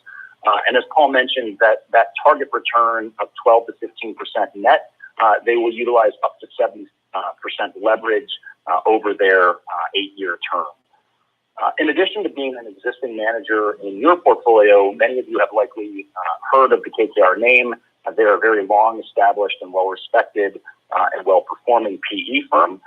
However, the firm did make a significant commitment to real estate starting in 2011 through both the hiring of a very strong team as well as providing significant sponsor co-investment. As Paul mentioned, in this fund, KKR will be, firm and employees will be contributing $300 million to this $3 billion closed-end vehicle. That staff has grown to 86 real estate members today, located across 11 global offices. And today, real estate within KKR manages AUM of over $10 billion gross. We've highlighted the strong, stable manager attributes as well as the support from the co-investment here. In addition, the overall strategy is certainly appropriate, as I mentioned before. And I mentioned last month that in these uncertain market environment, these times, we've really sought managers that have historically and successfully invested in a diversified manner, excuse me. So really to capitalize on what will likely be a broad opportunity set of distress from various sectors and property types.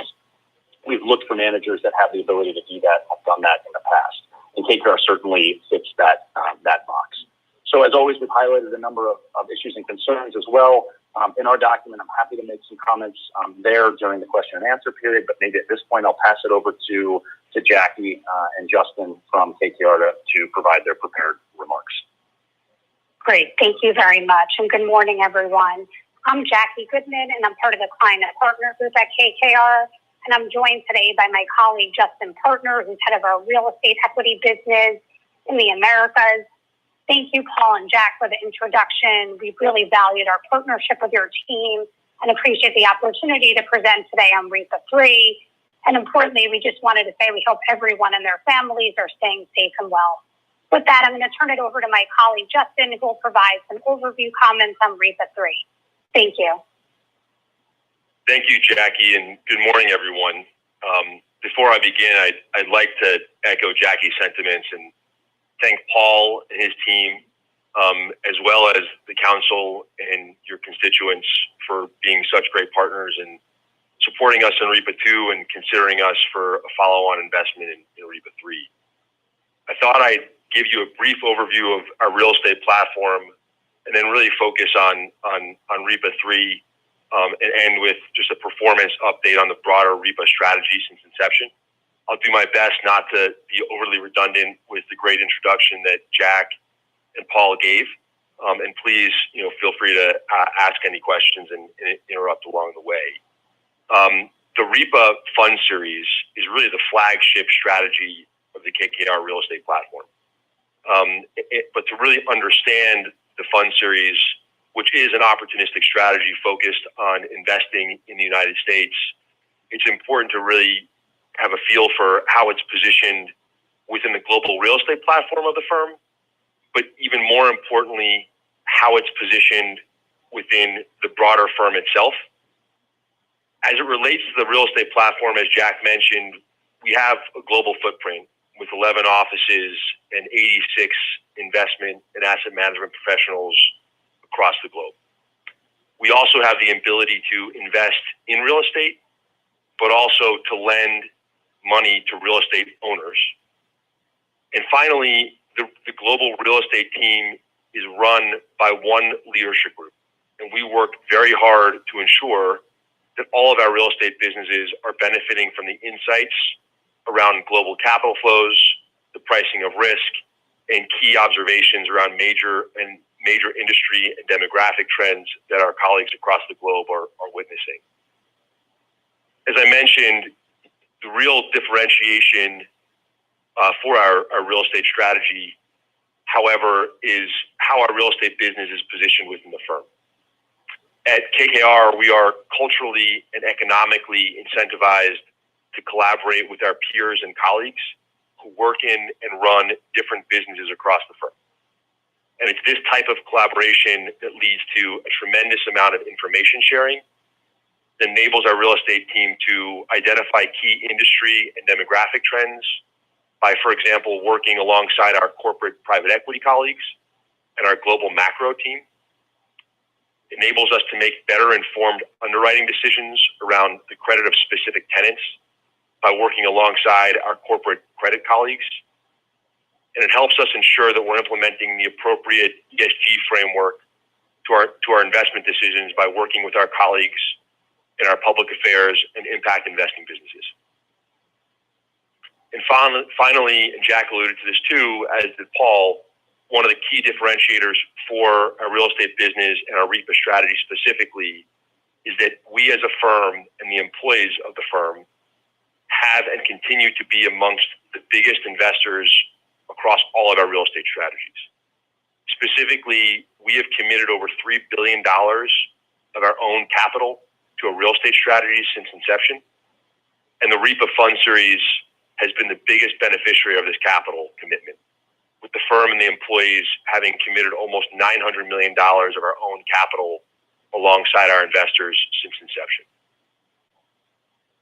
Shifting over to the REPA strategy, I'd say the key attributes of the strategy are as follows. It is a thematically focused strategy. So at any given moment in time, we're focused on 4 or 5 different investment ideas.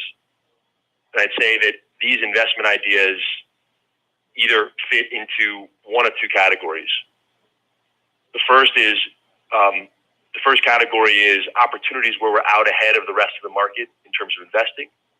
And the second is where we're investing in similar themes as others, but designing a different approach to how we're investing in those themes. And the rationale behind this strategy is that real estate is a cyclical asset class. And so in our minds, there are moments in time when you want to be investing in certain types of real estate markets and real estate asset classes, and other moments in time when you want to be investing in different types of markets and real estate asset classes. So that's the thematic approach. Once we determine a theme, we can invest and have the skill set and track record of investing in anything from assets to real estate companies to real estate platforms. We also have a long track record of successfully investing in distressed situations. From a geographic perspective, we're primarily focused on the top 15 markets in the United States. We're laser focused on making sure that we're in markets that have multiple demand drivers and deep, diverse liquidity. And finally, as Paul mentioned, we target a 12 to 15% net IRR. We do this with relatively modest leverage. We also do this by taking relatively limited risk at the asset level. We do very little ground up development and do very little in the way of deep value add asset level repositionings. In terms of how we've done to date, we have now fully invested our first fund, which was a 2013 vintage vehicle. And we're in the later stages of investing our second fund, which you guys are an investor in. These funds together, when you look at the U.S. portfolio, has driven a composite IRR of a 20% gross and a 15% net since inception. Our first fund has done quite well through the cycle. Part of the reason for that is we take a very active approach to harvesting and portfolio management. Prior to the pandemic, we had returned about 135% of the capital that we invested back to our investors. And the second fund is also doing quite well with a 16.8% net IRR to date. We've returned about $400 million of the capital that we've invested, with a healthy pipeline of dispositions looking out over the next 12 months. And a lot of this is attributed to our approach to portfolio construction. So as we look out into the future, we're very excited about REPA 3. We're very excited about partnering with you all. And with that, I'll pause and hand it back over to the appropriate individual. Thank you so much for that presentation. And with that, we're going to go to committee questions on the KKR Real Estate Partner Fund 3, otherwise known as REPA 3. We have questions for the SIC staff, for our consultants at Townsend, or for the representatives from KKR joining us today.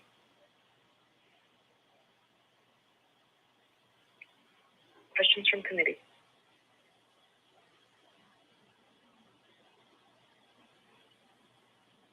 All right, with that, I believe we're ready for a motion. Madam Chair, this is Linda Eisen. Based on the recommendations of the Council Investment Committee, Real Estate Advisor Townsend, SIC staff, and General Fiduciary Oversight of RVK, I move that the State Investment Council approve commitments of up to $75 million to KKR Real Estate Partners Americas 3, subject to and contingent upon New Mexico legal requirements, New Mexico State Investment Council policies, negotiation of final terms and conditions, and completion of appropriate paperwork. This is Harold. I'll second. Okay, we have a proper motion and a second on the recommendation for the KKR Real Estate Partners Americas Fund 3 investment. Any discussion on that motion? And we'll have Carrie call the roll. Commissioner Garcia Richard? Yes. Treasurer Eichenberg? Yes. Peter Frank? Yes. Linda Eisen? Yes. Harold Lavender? Yes. Lee Rothman? Yes. Tim Jennings? Yes. Mike Messina? Yes. And Nick Taylor? Yes. 9-0, unanimous decision. Okay, we have a unanimous passage of the investment of $75 million into KKR REPA 3. Thank you so much for the folks joining us from KKR to answer questions. With that, we're going to move to agenda item 3D, which is a vote for the real return on Macquarie Infrastructure Partners 5. I'll turn it back over to Mr. Chan. And thank you again, Madam Chair. From Macquarie today, we have Carl Kuchel, who's the CEO of Macquarie Infrastructure Partners, and Michael Glascott, Managing Director. For this last investment recommendation, I'm going to switch over to the real return side of my responsibilities, and specifically to the real asset subsector. Townsend and New Mexico State Investment Council staff recommend a commitment of up to $100 million to the Macquarie Infrastructure Partners Fund 5. This is a re-up to our $100 million commitment to the predecessor Fund 4, which is generating a 10.5% gross IRR since inception. We currently have outstanding commitments of $100 million and $75 million also to Macquarie Asia Infrastructure Funds 1 and 2, respectively. Recall that the State Investment Council has a 12% allocation to real return, 80% of which, or 9.6% of the fund, is targeted to real assets, which in our portfolio is timber, ag, energy, and infrastructure. With timber and ag portfolios built out and significant upstream and midstream exposure, our current focus for new commitments is in the diversified infrastructure space, as well as in the renewable subsector of our energy allocation. The basics of this fund is it's a $5 billion closed-end commingled fund. They're targeting net IRRs of 10 to 12%, targeting a gross cash yield of 4 to 6% upon stabilization. It's a core plus risk orientation.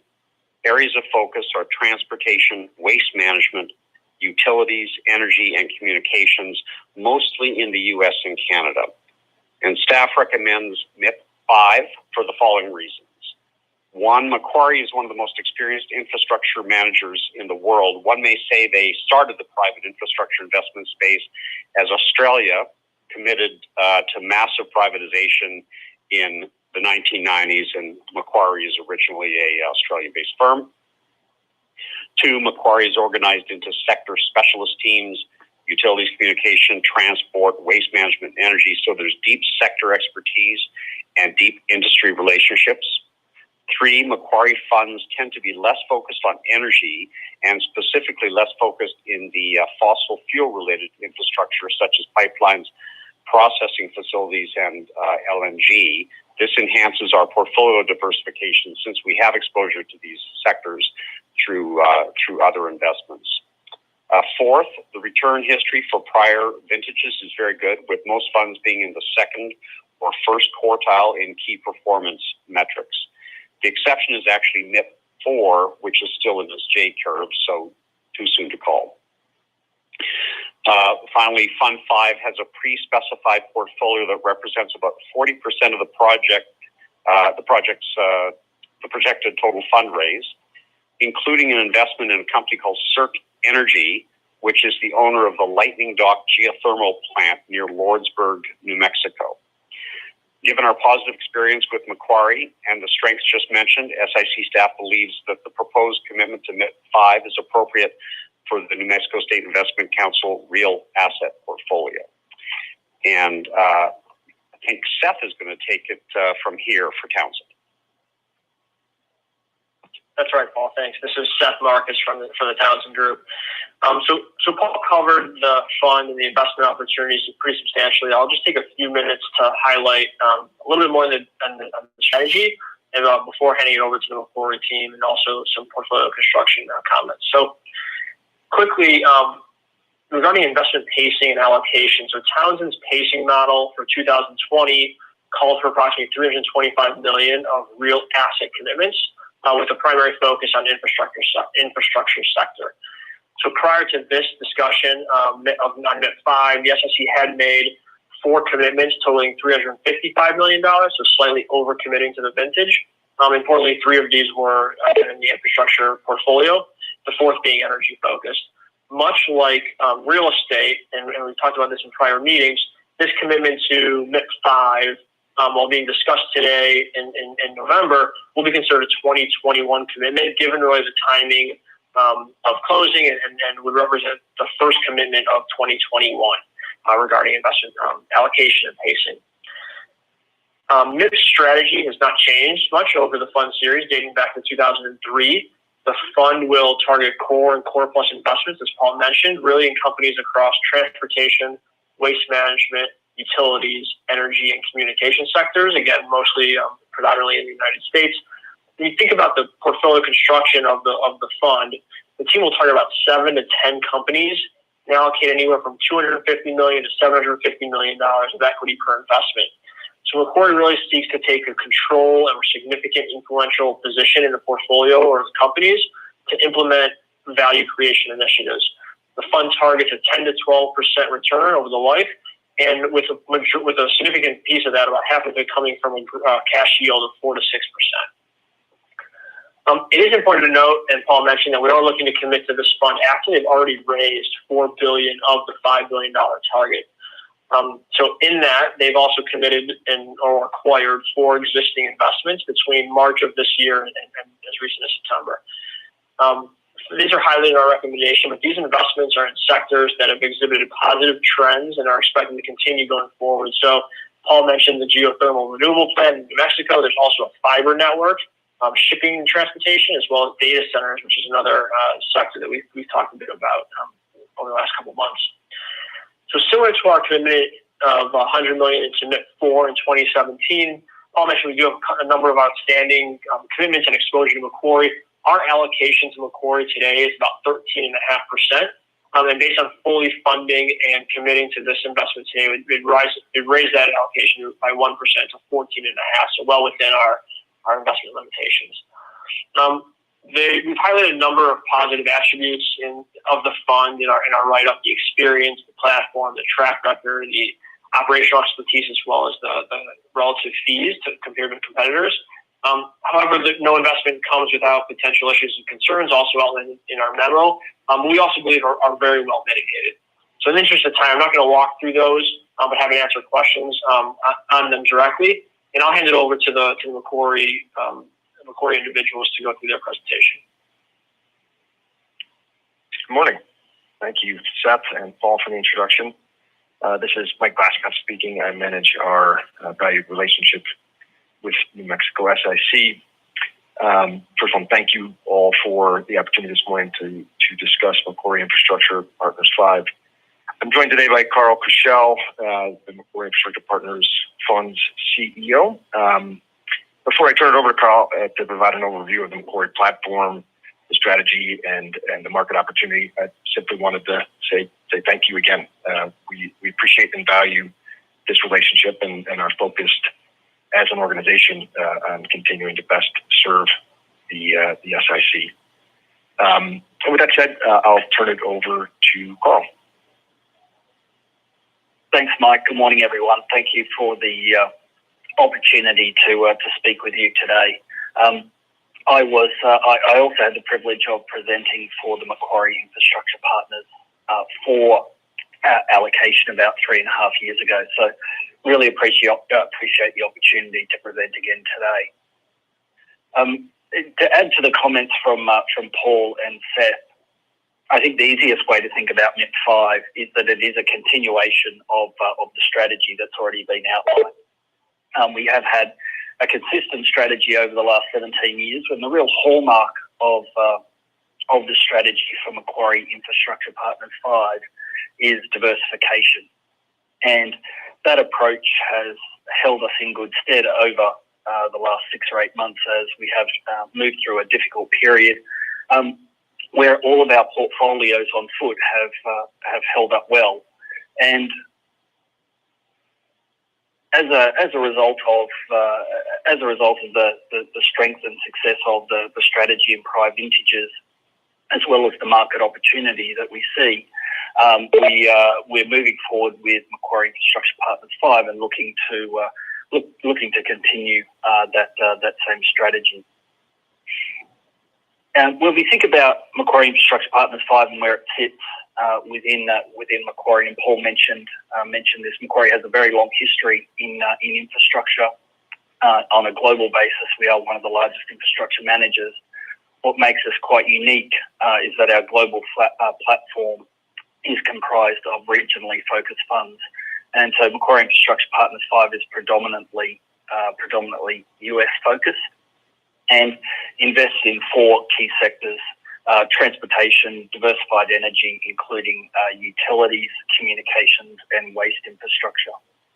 But importantly, as has already been mentioned, a key differentiator of our strategy is that we have historically been and will continue to be underweight energy infrastructure, so that we are naturally a complementary strategy to many other managers that tend to have a higher component of energy infrastructure in their portfolio.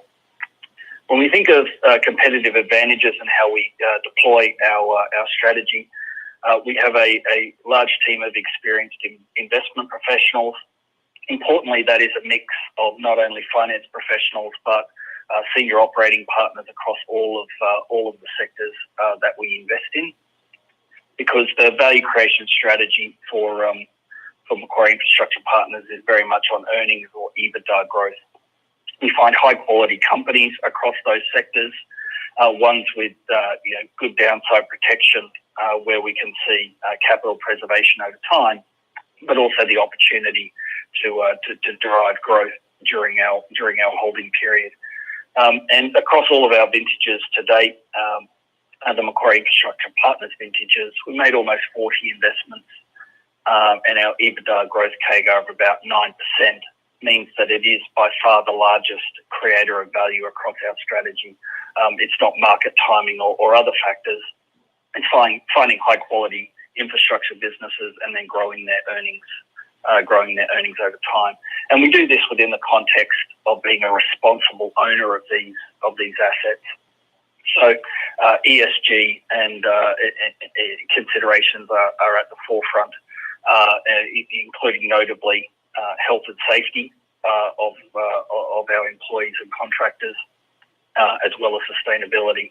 And I think with COVID-19, with lessons learned from previous economic cycles, we've managed a lot of infrastructure assets through cycles. But what COVID-19 I think has re-emphasised with infrastructure, many investors rightly focus on the quality of the assets, and that's clearly important. But also it has highlighted the importance of our people. And across our MIP platform today, we have about 25,000 employees and staff that come to work every single day and operate our assets to deliver essential services. And so a huge amount of focus has gone into ensuring that our staff are safe, they have a safe working environment and can deliver those services on an uninterrupted basis to customers. And so very pleased to say that we've been able to do that over the last 8 months. We continue to see an attractive market opportunity for the fund across those sectors. And as has been noted, we have made 4 investments to date for the fund across a number of asset classes. But of those 4 key sectors that we follow, we've already committed capital to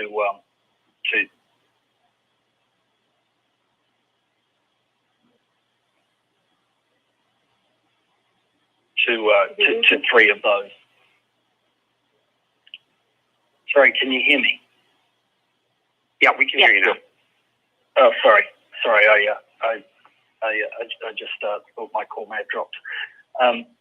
And so we have already started with progress towards building a diversified portfolio with investments in data centers, a fibre network, 2 port terminals on the west coast, and then the geothermal portfolio that was referenced earlier.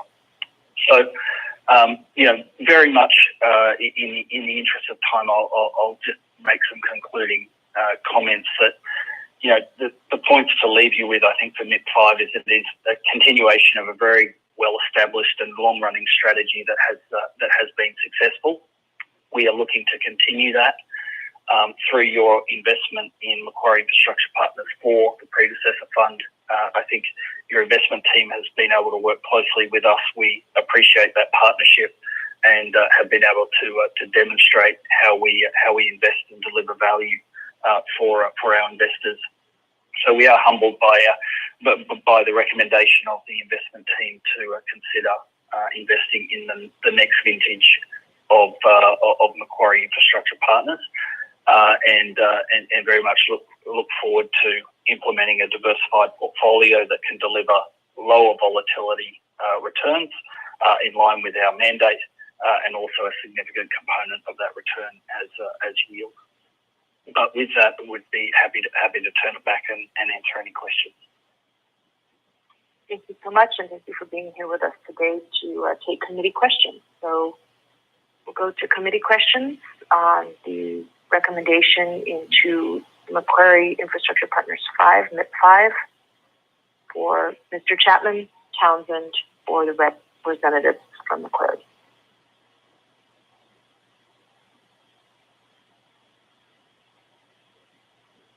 Questions from committee?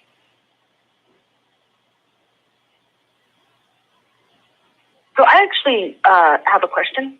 I was interested to hear, I believe it was Townsend that said one of your individual investments, maybe from a previous infrastructure fund, is into the SIC infrastructure for geothermal mining down in the southern part of our state here in New Mexico, the Lightning Dock power plant. And since I've been on the committee, I've had a big awakening in education around like these enormous funds and, how little input these funds have into the actual individual investments into the funds.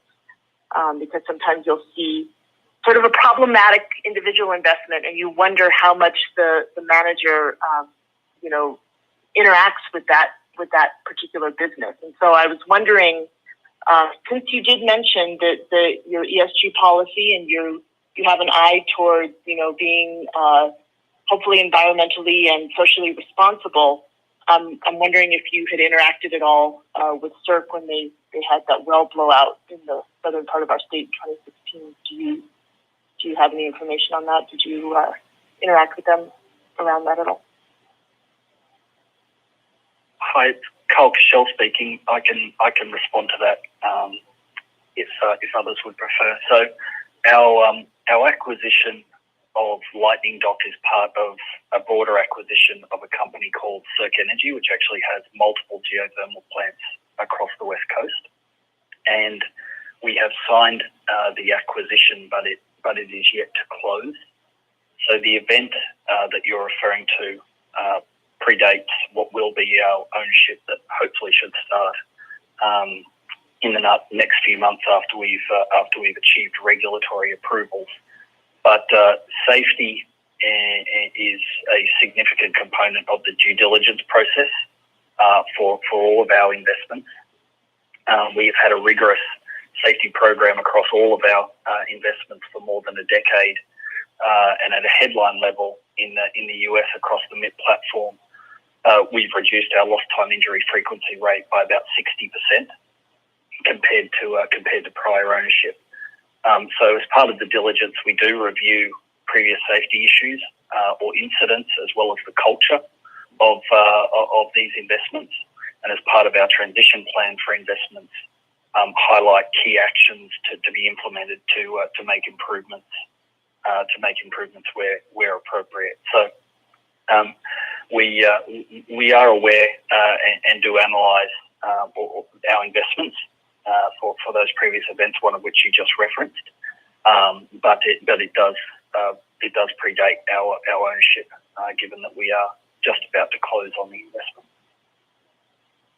So I guess I would say, since you are speaking with the New Mexico State Investment Council, and we have an interest in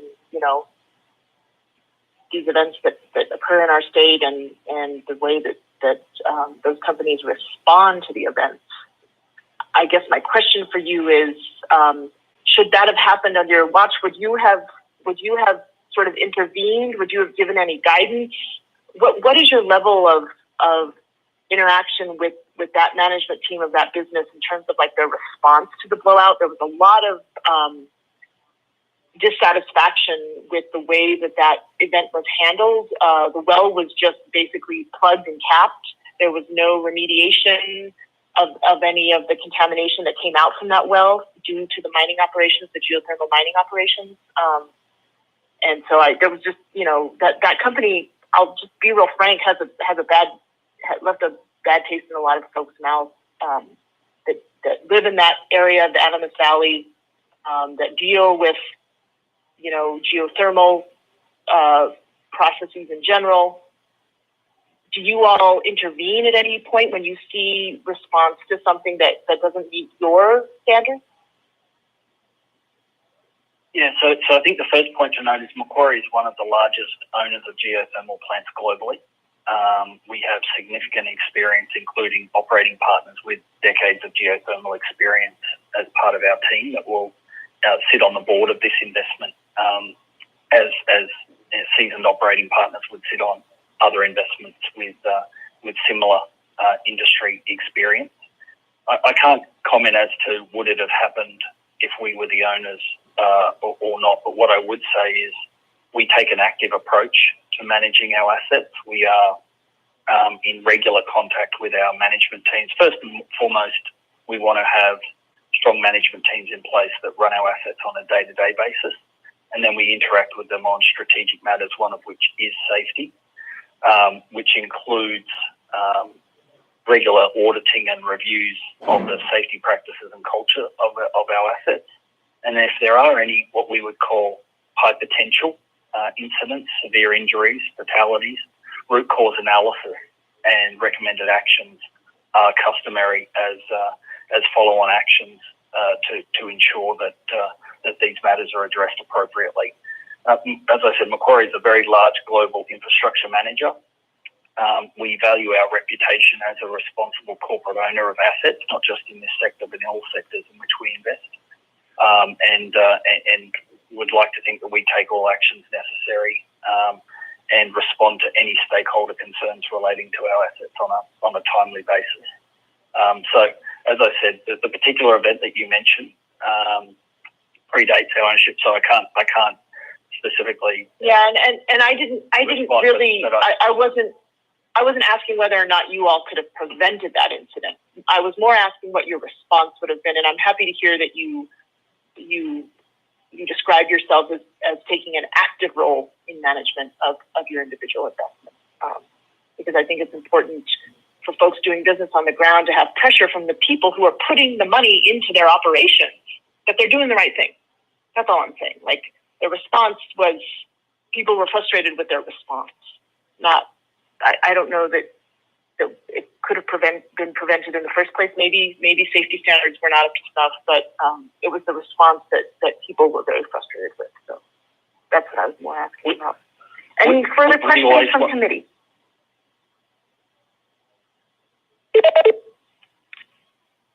All right. With that, I think. Yes, Senator Watson. I have a couple concerns. One is the leverage. And maybe I missed it, but I'm just concerned about, it seems like Curve can allow up to about an 80% leverage. Maybe this fund is only 70%, but that's an awful lot of leverage, I would think, in today's real estate market. I don't know if there's maybe staff wanted to comment on that at all. Why don't I have Carl respond to leverage, because I think leverage is quite situational depending on the stability of the underlying collaterals. So, Carl, why don't you address that? Yeah, happy to. Each one of our portfolio companies has its own capital structure that is designed and suited to the specific characteristics of each portfolio company investment. And so we don't have, for example, fund level debt facilities that are secured against all the investments. Each individual investment, as I mentioned, might be the fiber investment, the data center, the geothermal investment, will have its own capital structure that is tailored to the risk profile of each of those investments. As to overall leverage, if you do a blend across our vintages, across our last two vintages, our average leverage has been around 40%. Debt to overall enterprise value across our investments at time of acquisition. And that's actually lower leverage than what you would have seen in our vintages from 10 to 15 years ago. I think one of the key learnings for us being a long tenured manager was around leverage and stability of performance of certain assets through the global financial crisis. So we embedded that in our strategy in the last decade. And actually one of the reasons why I think the strategy has held up well through COVID is that we did come into this 8-month period with more modest leverage than what you would have seen in previous market cycles. So I'm not sure where the reference to the 70 or the 80% that you made is in the documents, but our average leverage for our last couple of vintages has been around 40% on a blend. Okay.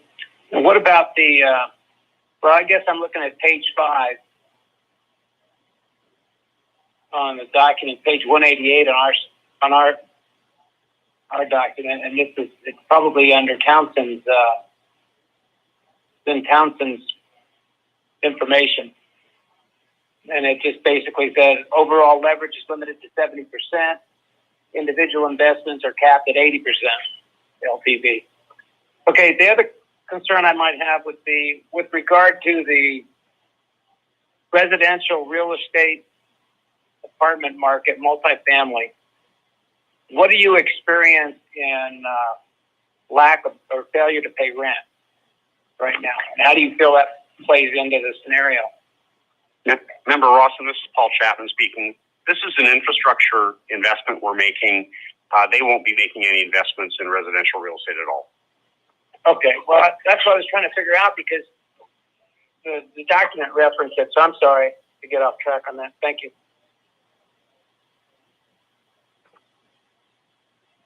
That's all I've got, Madam Chair. Other questions?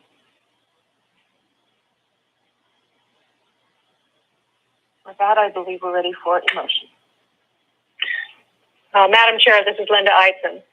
Based on the recommendations of the Council Investment Committee, Real Estate Advisor Townsend, SIC staff, and General Fiduciary Oversight of RVK, I move that the State Investment Council approve commitment of up to $100 million to Macquarie Infrastructure Partners 5, subject to and contingent upon New Mexico legal requirements, New Mexico State Investment Council policies, negotiation of final terms and conditions, and completion of appropriate paperwork. Harold, I'll second. All right, we have a proper motion and a second on the Macquarie investment. Is there any discussion on that motion? Madam Chair, this is Paul Chapman. Before Member Rawson votes, I just want to note that the page 188 that he was referring to was part of the KKR presentation. So the leverage limits that apply to KKR, but not to the Macquarie. Yeah, Paul, I just realized that I had the wrong page up there. I apologize. Yeah, no worries. I just wanted to make sure that you're aware of that before we got there with vote. I was just having a hard time making some of the discussion match with what I was looking at. Now I understand why. All right. Glad we cleared that up. Okay. So any further discussion on this motion? All right. We'll have Carrie call the roll on a motion to approve. Yes? Okay, a motion to approve the Macquarie Infrastructure Partners Fund 5 investment. Commissioner Garcia Richard? Yes. Treasurer Eichenberg? Yes. Peter Frank? Yes. Linda Eidson? Yes. Harold Lavender? Yes. Lee Rothman? Yes. Tim Jennings? Yes. Mike Messina?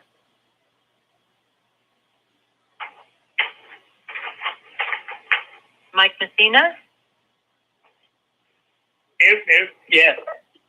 Thank you. And Nick Taya? Yes. Again, it's a unanimous 9-0 decision. All right. Thank you so much. So with that, we have passage of our investment to the NIP 5 fund. Thank you to the folks from Macquarie who are on with us to answer questions. Next, we'll go to our redemption recommendation. That is agenda item 3E. I'll turn it over to Mr. Smith. Well, thanks, Madam Chair. And just quickly on this item, the subject investment is the Bain Capital Credits Rio Grande Fund. We entered this investment, it was in 2014, with our previous income Natos. The manager was to address a pretty broad area of the market, including bank loans, high yield bonds, securities, and CLO debt, which is collateralized loan obligation debt and some equity. Well, that's been a pretty good place to be over that time frame from 2014. This manager hasn't captured the returns at the level that we expected, and we've considered this investment as a source of funds over the last couple of quarters. But after discussions with Axia, we recognized that we had exposure to these asset types in a number of our other strategies that are in both this portfolio, the non-core portfolio, and the core, to a degree, the core portfolio. And so we could speed up our thoughts on liquidating this particular investment. So we were going to use it within the rebalancing program until we got closer to the end, and then bring a full redemption to you. But I think we've got use for this capital, incoming capital calls and things from all parts of the portfolio, and can get it back to work fairly quickly. So we made a decision that we just wanted to redeem in full, from the account level right here. So that's the recommendation, that we redeem this strategy. It's about $112 million, and again, the capital will just go for capital calls and other cash needs broadly across the portfolio. I would expect over the next month or two. committee on the recommendation for redemption from the Bain Fund?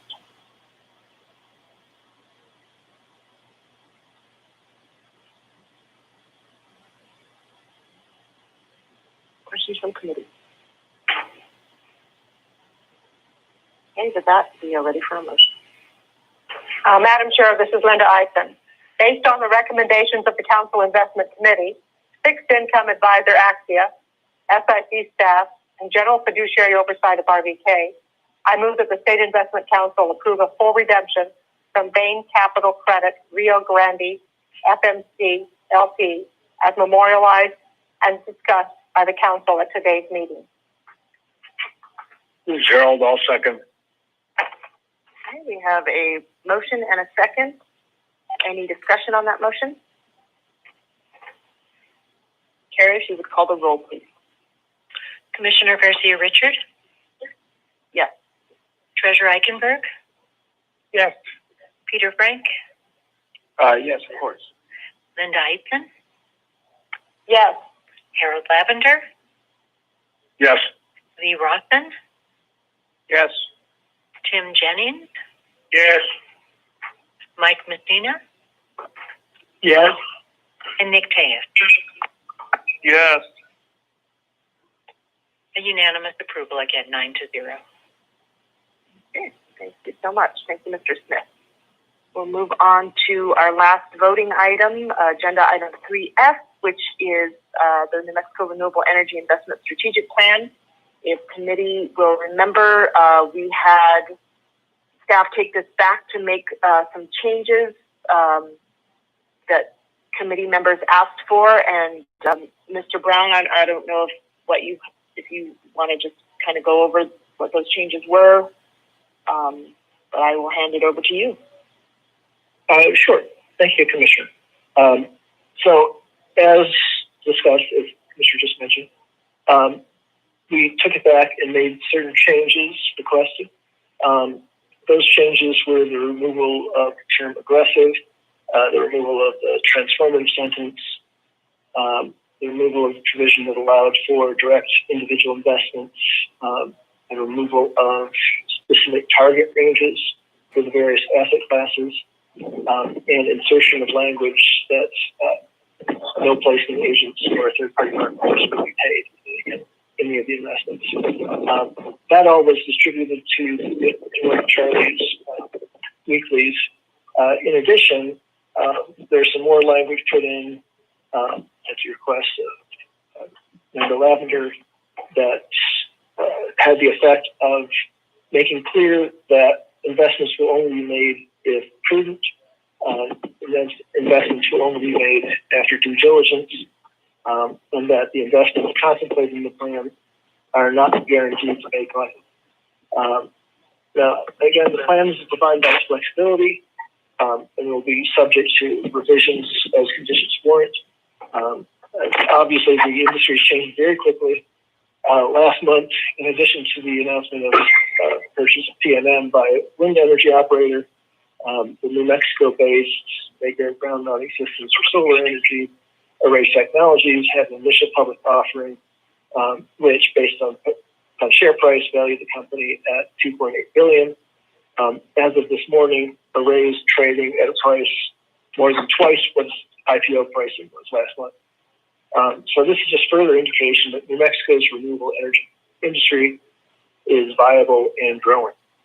To take advantage of the expected growth and potential benefit to the state of New Mexico's renewable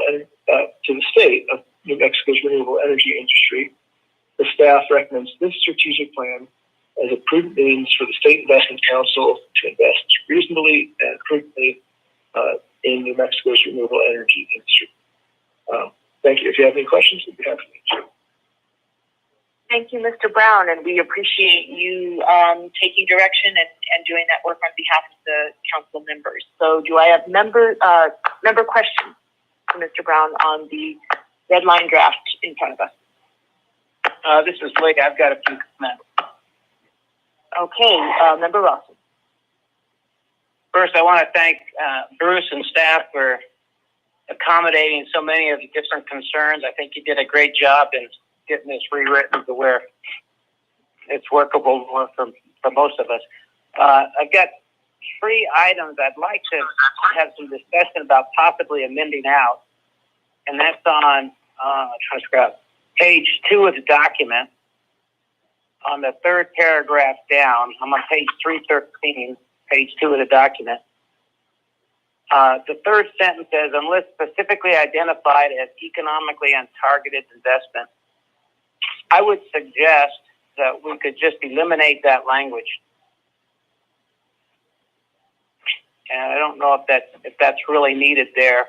Let me see if I can get to my other 2 concerns, or maybe staff can address them all at the same time.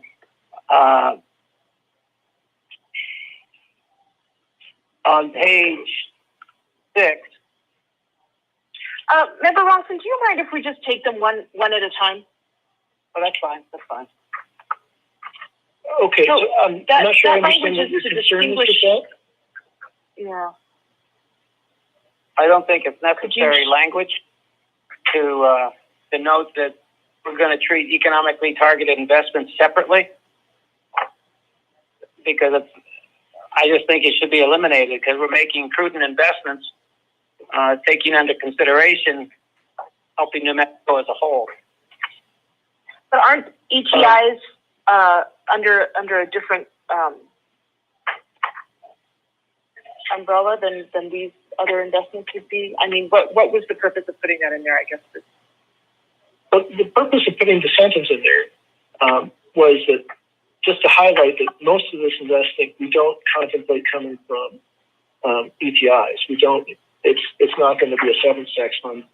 We expect that the investments will be available in market rate vehicles, and therefore subject to investing by the land grant fund and any other fund that wants to get market rate returns.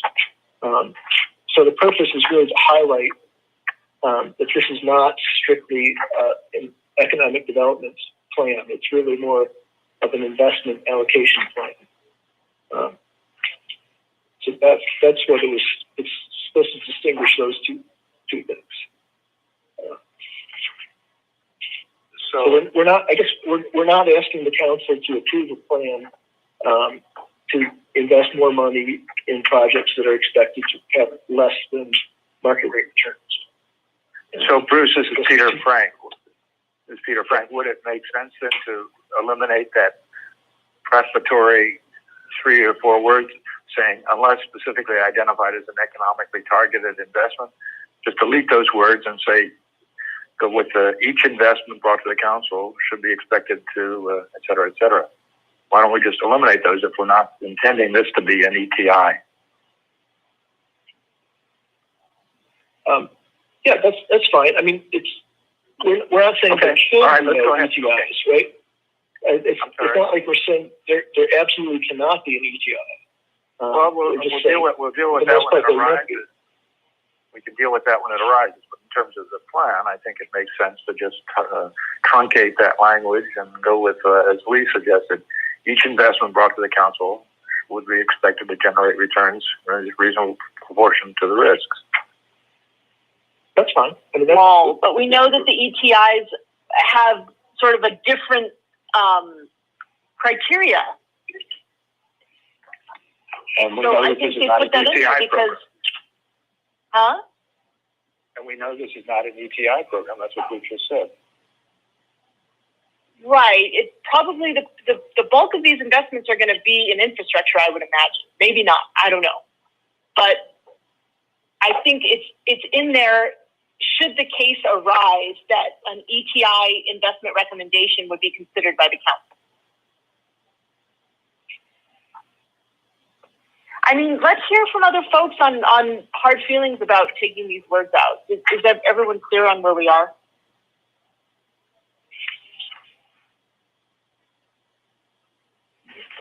I'm just, This is Tim Jennings. It seems okay to take them out to me. Okay. I'm just thinking, I mean, they were put in there for a reason. Should the recommendation come for an ETI investment, those have slightly different criteria. Yeah, Madam Chair, this is Tim, and I like the verbiage as it is. So that's just my feeling. Thank you.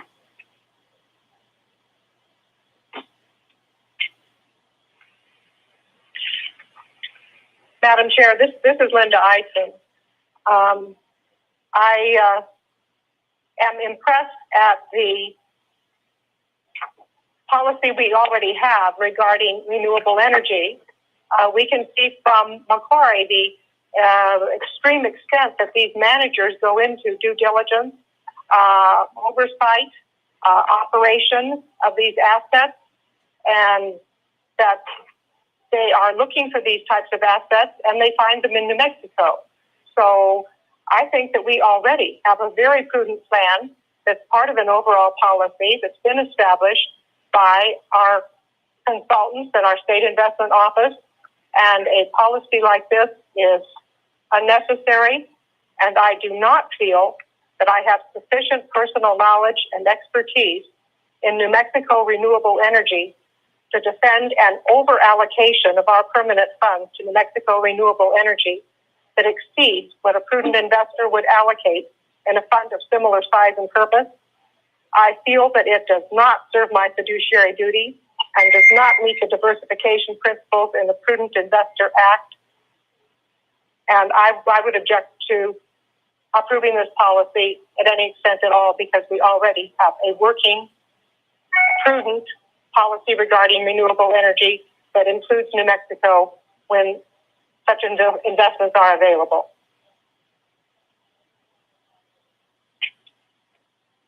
Let's go back to this matter at hand about the words that Member Rawson wants to come out. And I'm with the treasurer. I like it the way it is. I think it was put in for a reason. So I guess we'll just take these as amendment votes.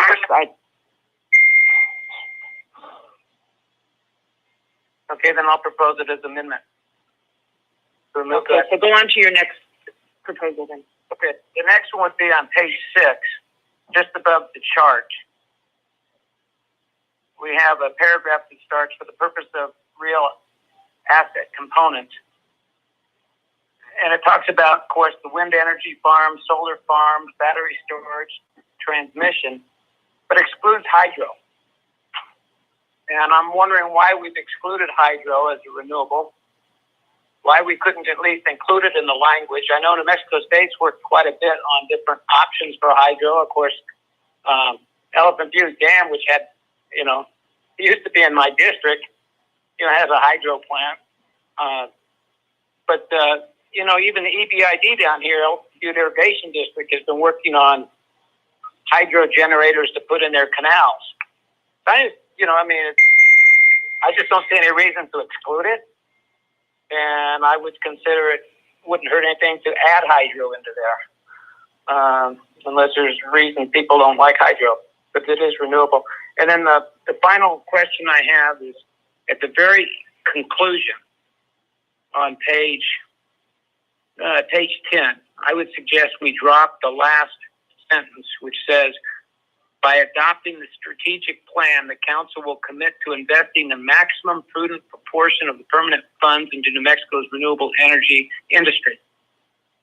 I don't think that sentence is necessary, and I think it's leading. And I think it hurts the policy in general. So I would suggest those 3 changes.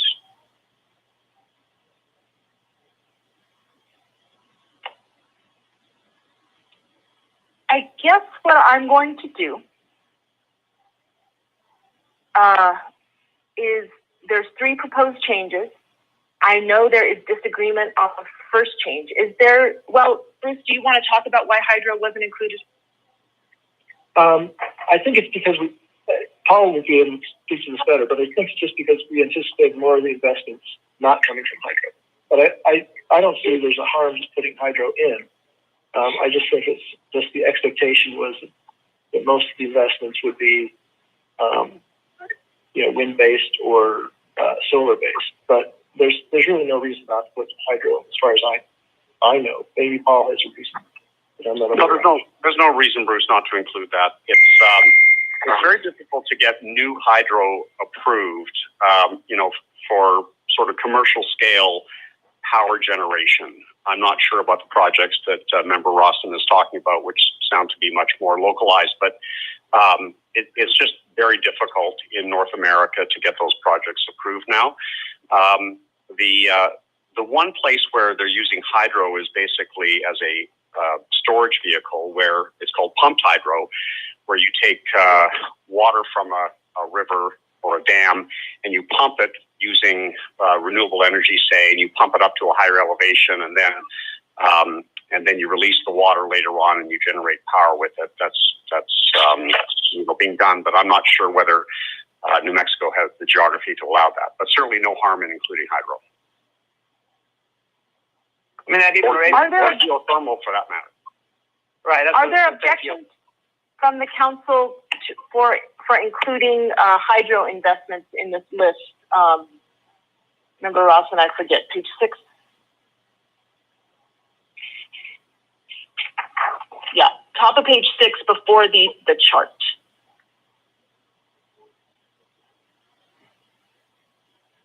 So how about we don't take a vote on that amendment?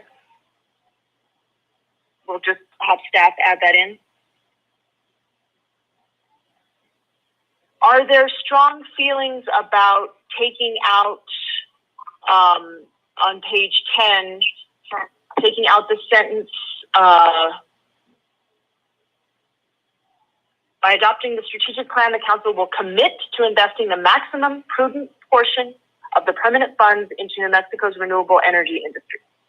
So I do have objection to taking that sentence out. I feel like we have asked the staff to take one crack at this already to, in my view, weaken its commitment to New Mexico renewable investments. And I think this sentence dictates intent. So I do have objection to taking that sentence out.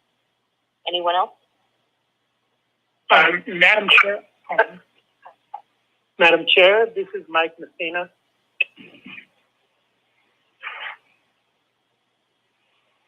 Hello? I don't know. Hello? Member Messina? Yes, thank you. Yeah, I object to taking it out. I agree with you. You know, Madam Chair, this is Jennings. You know, when you start putting things in here about the maximum prudent portion of the fund to be invested and telling them that we have to put us to a subjective thing, you know, our goal is, you know, I think our goal is to manage the funds to make the most money. And when, you know, we're getting an awful lot of social issues in here, and you know, you can put other things in there and change the whole focus. The maximum goal of this should be to make the most money we can make for the state. And if you want to put social charges in there or environmental charges, whatever you want. I mean, why don't I put something in here that $300 million of the fund every year should go to service the waiting list for DD, for developmentally delayed children? And I mean, we could do all that stuff. And this fund is for us to manage because, and as we start looking at the possibility of the state taking more and more of this fund, we might need that money to keep kids in school rather than use it on, and we're going to have to spend it all on renewable resources rather than keep it in school. I mean, providing money for kids. I don't know how it's going to turn out in the future. So when you put that in there, to me, that pretty much directs us to do a specific way to invest that and not look out to maximizing the funds for the other beneficiary institutions that are out there. And one of those you've got to remember is always public schools. I think it'd be better if it's out. Yeah, and I do hear you, Member Jennings. I hear you, but remember that we took out any allocation direction. So all of the percentages came out. All of the wills were changed to may. So there actually is no. This policy document does not give any kind of direction to the council in terms of where our investments go. It's more of a recommendation or a communication of intent. And this policy document does not take money. So you made a reference to, more and more taking of money out of the fund from the legislature. This policy document does not do that.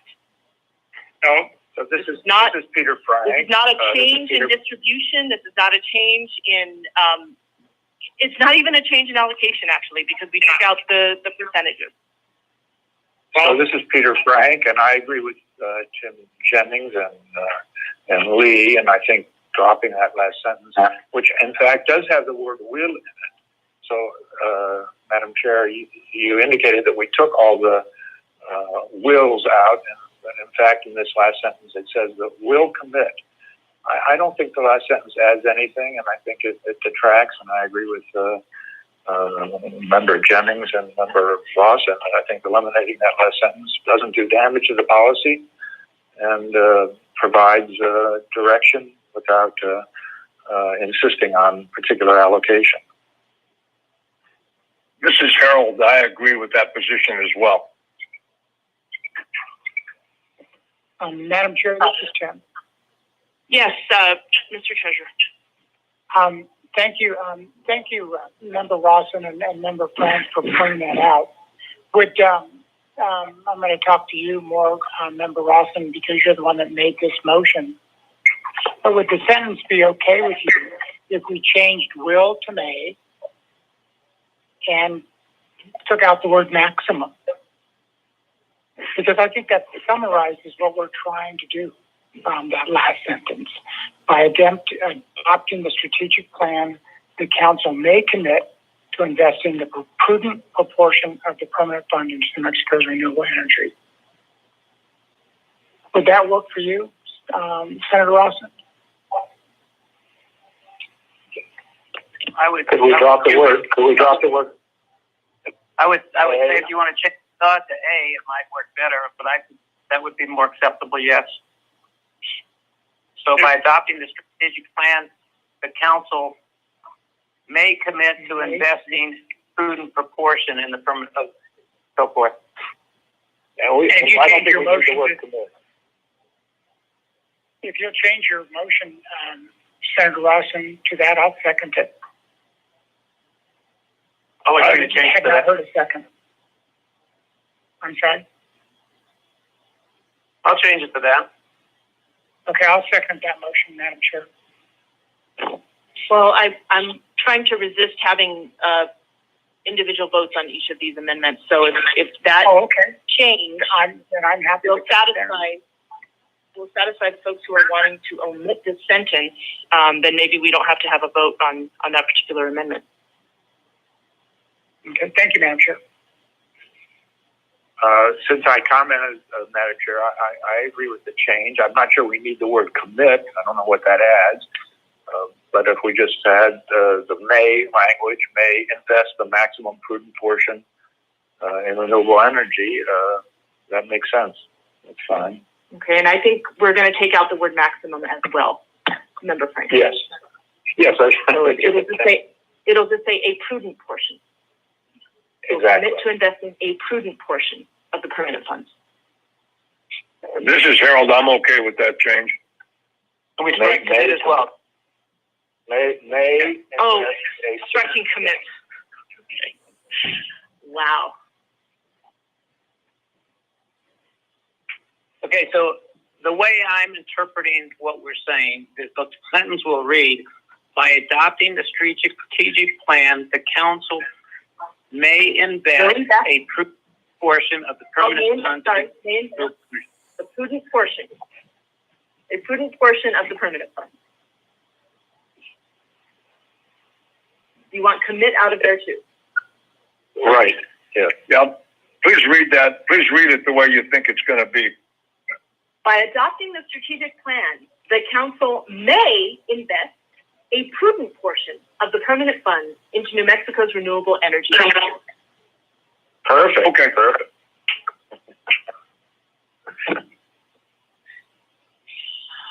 Holy cow. See how well we play together? Any more comments on that particular amendment being proposed? And I think if folks are fine with the sentence I just read, then we're not going to take a vote on that amendment. Anyone else?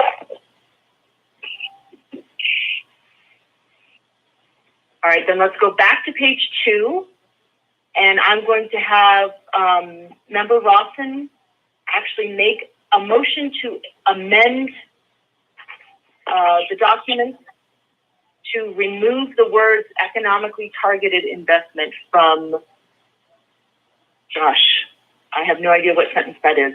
It's paragraph 2 of page 2 of the red line. Okay, I will make a motion to paragraph 2 to strike the language unless specifically identified as an economic targeted investment, comma. So we're going to take out reference to an ETI, economically targeted investment, which we do make in the State Investment Council, by the way. So we're just going to say, instead of unless specifically identified, we're just going to say each investment brought to the council for approval under this plan will be expected to generate returns reasonably proportional to its risk, i.e. market rate return. I take that as a motion, Lee, and I second that motion.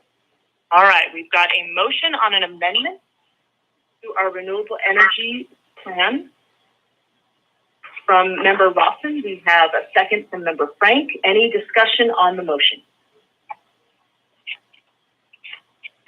Is everyone clear about what this motion is doing? We're removing the first 1, 2, 3, 4, 5, 6, 7, 8 words from sentence 2, sentence 3 of paragraph 2 of page 2. I'm sorry, page what, Madam Chair? Page 2. Thanks. Second paragraph. 3. Unless specifically identified as an economically targeted investment are the words that are being proposed to be stricken. All right. With no more discussion on that motion, we have a proper motion for an amendment, and we're going to have Carrie call the roll. Commissioner Garcia Richard. No. Treasurer Eichenberg. No. Peter Frank. Yes, please. Linda Eisen. Yes. Harold Lavender. Yes. Lee Rawson. Yes. Tim Jennings. Yes. Mike Messina. No. Nick Payas. No. All right, so by a vote of 5-4, your motion to amend the plan carries. Member Rawson? So we have an amended plan in front of us. Do you have any more comments, Member Rawson, or are you? I do not. Is that all?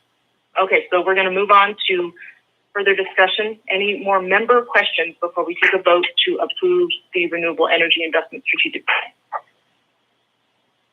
This is Harold. I had a number of issues, but I think that I had several conversations with Bruce this week, and a number of the changes that I thought were important have been incorporated into this document. And my concerns were, number one, that I don't believe that there's any reason in the world why we should be forced to make any investments, and I believe this document took that part of it out. What I was particularly concerned about was any direct investments made by the council based on the council's history of making direct investments. And please understand, that's the council. That's not the staff or what was recommended by our consultants. The direct investments directed by the council itself. And I think that it's clear that that's not going to happen under this plan. The key to me is it's prudent. If it's prudent, that means it meets the objectives of our entire policy, and we wouldn't make any investments. But what this document now says is we're going to strongly consider the possibility of making investments in New Mexico renewable energy projects within the confines and within the rules of how we do what we do. And that would mean that we would ask our consultants and our staff to find us funds that are investing in New Mexico renewable energy projects, and that those funds would have the proper track record and would withstand the due diligence necessary for any investment we're making. And with that being the case, and that having been written this way, then I'm okay with this document the way it's been amended. Very good. Thank you, Member Lavender. Any further discussion?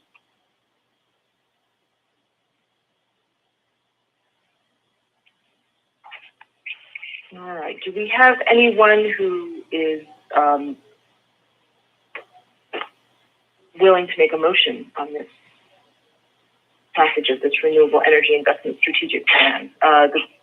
If you are worried about wording, the wording for the motions are provided in our materials, page 2 of our materials.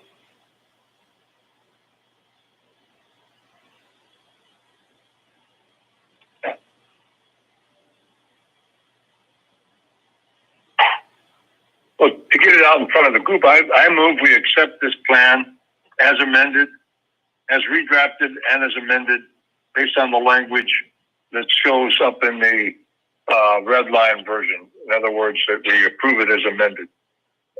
Very good. I appreciate that. Member Lavender, any seconds? I'll second, Madam Chair. All right. Thank you, Mr. Treasurer. So we have a proper motion and a second.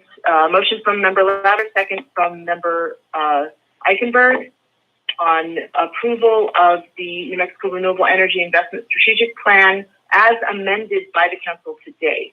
Any discussion on that motion? Yes, Madam Chair. This is Linda Eidson.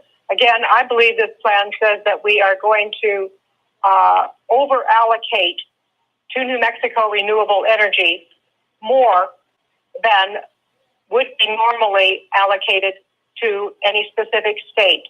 So in other words, we are not diversifying as a prudent plan normally would, and we are using our own expertise to make that decision, that it's prudent to do that.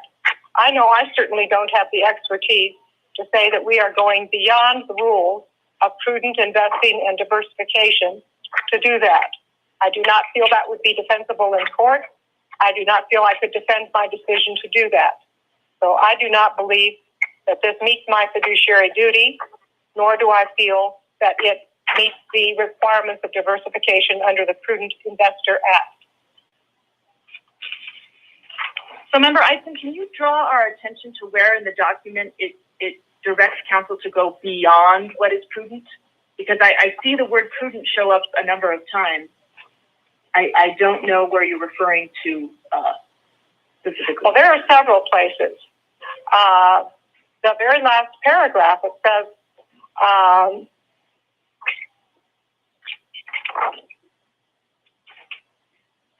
if adopted by the council, the strategic plan would not alter the expected returns of the permanent funds. However, the strategic plan will allocate a larger proportion of the permanent funds to investments in New Mexico renewable energy industry than would a hypothetical fund of similar size and investment objectives that did not have a special interest in New Mexico. So a larger portion, but where does it say to go beyond what is prudent? It just said it. A larger proportion than would a hypothetical fund of similar and investment objectives.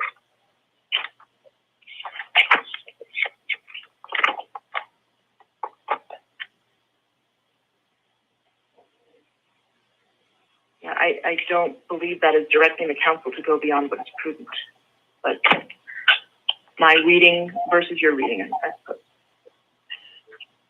I think any time it says that you're going to make an effort to invest more in New Mexico than other funds would, you are already over-allocating to New Mexico than what a comparable fund would do as a prudent investor. Yeah, see, in my reading it says that we will only allocate a larger portion if it is prudent. And if it is prudent, is predicated upon our.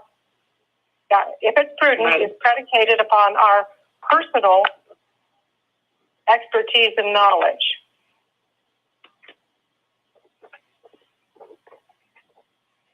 Madam Chair, member Eisman, are you finished with your comments, or we have member Messina who wants to weigh in? Member Messina. Thank you, Madam Chair. I think we're watering this down too much. There's nothing in this policy that lets us direct staff to do anything that's not prudent. And I think I just disagree. I think it's kind of short-sighted. We still have to make it prudent. And a lot of people outside of New Mexico don't look to New Mexico. There's a lot of prejudice against New Mexico, notwithstanding whether or not the investment on its own would be prudent. So just wanted to chime in on that. Okay, thank you. Any more member discussion on the motion in front of the committee? All right, once again, we have a motion to approve the New Mexico Renewable Energy Madam Chair, once again, this is Linda Eisman. I'd like to point you to page 3, where it says, this plan addresses how the SIC's overall investment policy could be adjusted based upon these legislative determinations. The Council, however, is not bound by these determinations and therefore must consider its own fiduciary duties before adopting a plan grounded on these assumptions. Therefore, as a preliminary matter, Council members must consider whether to accept and act upon 2 fundamental assumptions behind this plan. First being that New Mexico's renewable energy is a growth industry, and that our individual opinion on whether to be bullish or not is based on our opinion. And I don't feel that my opinion is sufficient to do as the paragraph says, putting more assets into this category, into New Mexico renewable. Thank you. Mr. Brown, do you have any comment on that? Are we depending on individual member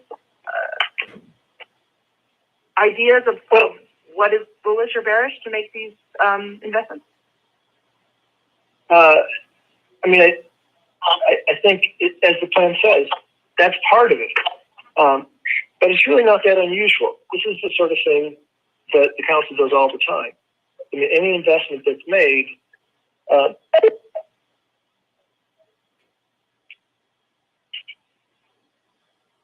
did we lose Bruce?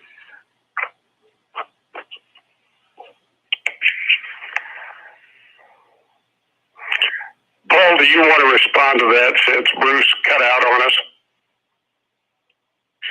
Well, I don't want to respond to the sort of the fiduciary aspects, Steve. I think what I would say is that, New Mexico is as competitive as any other market for renewables, especially solar and wind. The issue that we're missing is transmission out of the state to serve the higher population markets. But, we don't have the ability when we pick a manager. Typically, they go out and they make their investments, and sort of by their nature, we lose control of the diversification of that part of our portfolio a little bit. We try to keep an eye on that from a macro level. But as investments are made, we don't really have the ability generally to opt out. So it makes it difficult for us to have a truly perfectly diversified portfolio. And honestly, I'm not sure it really matters, because some of these things are quite fungible, whether you have a wind project in West Texas or Oklahoma or New Mexico. The risk factors are probably similar enough that it's not really a diversification issue.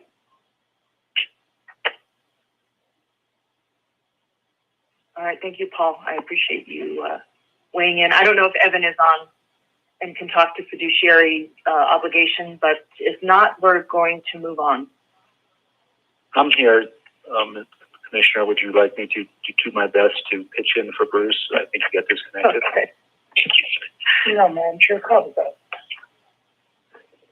I'm sorry, Madam Chair, can we just call the question? Absolutely. Barry, if you would take a roll call vote. Commissioner Garcia Richard. Yes. Excuse me, I just need clarification. If we have a call for the vote, then this is a vote for the call, a vote to vote. That's normal. No, I don't think we need to vote on the call. I'm going to do that myself. I'll just call for a vote.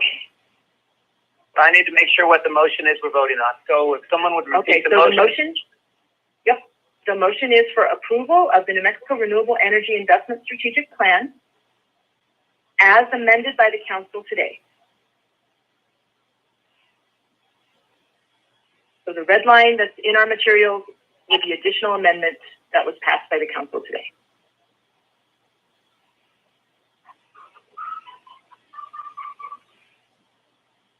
Shall I continue?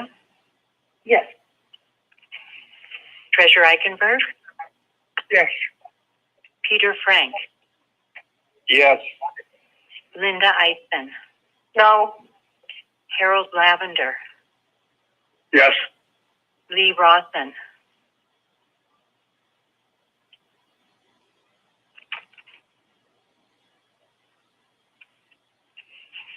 Oops, I had it on mute. Yes. Thank you. Jim Jennings? No. Mike Messina? Yeah, so this is Bruce again. I got my line that cut off. I'm not sure where it cut off. Yeah, we're in the middle. Bruce, we've moved on. Okay, sorry. So I have a yes for Mr. Messina, and then finally Nick Tejas. Yes. I'm sorry, with a 7-2 vote. Okay, I voted 7-2. Yes, the council has adopted the Renewable Energy Investment Strategic Plan. Thank you so much to Bruce for all of his assistance today. With that, we're going to move on to hearing our quarterly reports from Paul and Townsend. We'll start first with real estate Q2. Madam Chair, it's Paul Chapman. I want to be respectful of the members' time. If you would prefer just to go to questions on the real estate and real return PMRs, I'm happy to do that. Otherwise, Jack and Seth are on the line, and I can make a couple of brief comments and then go on to their. Yeah, at least give us a high level overview, please. Certainly.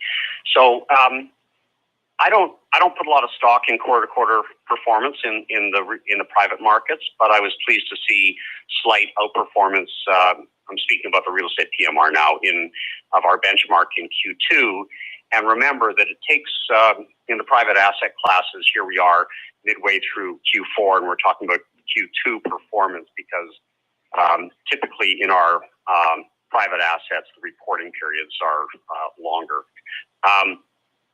And so we had minor outperformance in Q2, and in Q3, the part of the portfolio that we have visibility over, which is our core portfolio, we actually have some slight outperformance there again.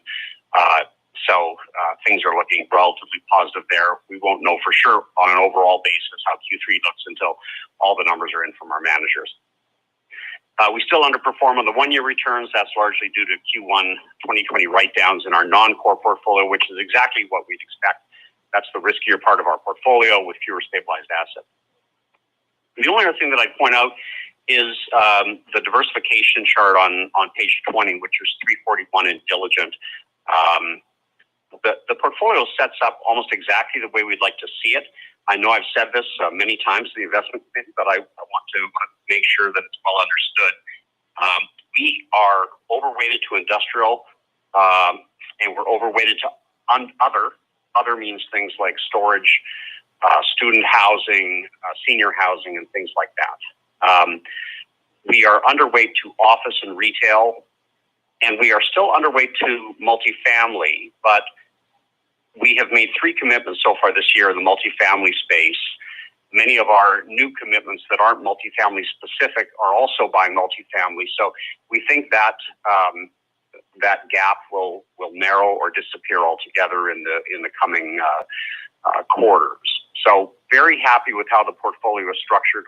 Office has been a very difficult sector to invest in lately. Retail, as everybody on this line knows, has been extremely difficult as well, extremely challenged. So our portfolio really sets up well going forward here. With that, Seth, why don't you kick off the PMR discussion? Sure, thanks, Paul. And I'll just focus really on performance and talk about one slide here, given the time here. So I'm looking at slide 4 or 325 in your report. And we all know that 2Q experienced really the full impact of the COVID shelter-in-place orders, lockdown orders, not only across the U.S. but abroad, whereas 1Q is about 2/3 of that quarter experienced sort of normal economic activity. So between these 2 quarters, year-to-date numbers are really experienced the full weight of COVID on the market. And as you can see, this is our second consecutive quarter of negative performance. So the first quarter was down 3%.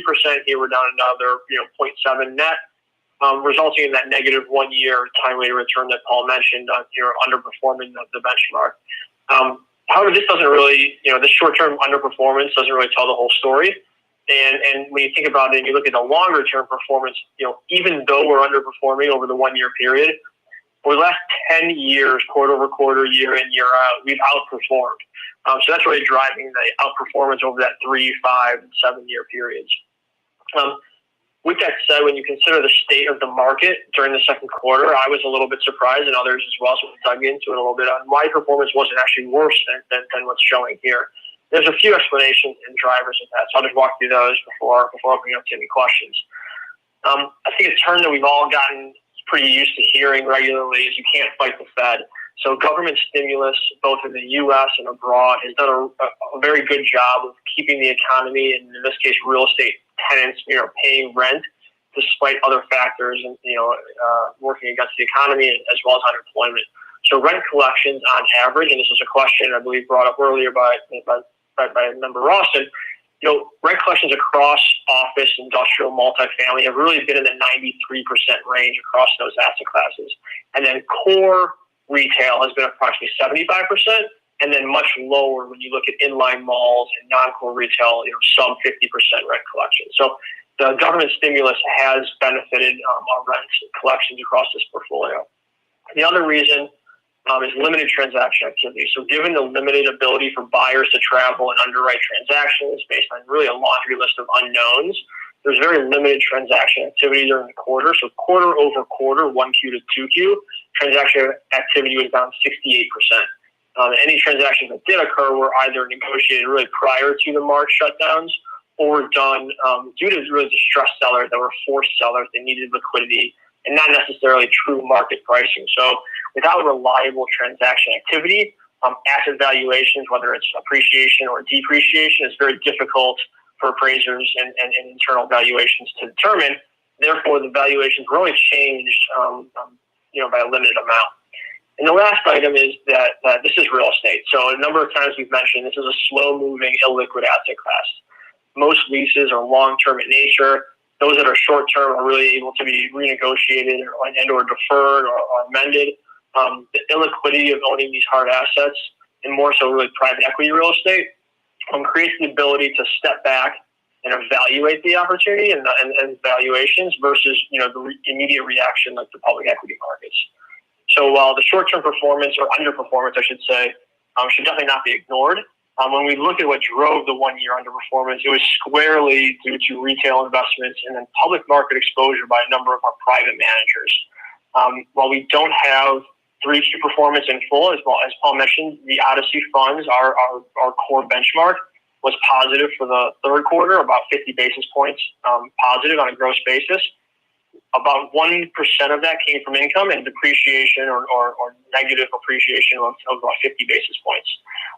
So we've emphasized the goal of the portfolio to generate income continuing to offset valuation declines. We've shown that on other slides, actually on slide 5 or 326. But I'll stop here and just open up to any questions given the amount of time we spent here today.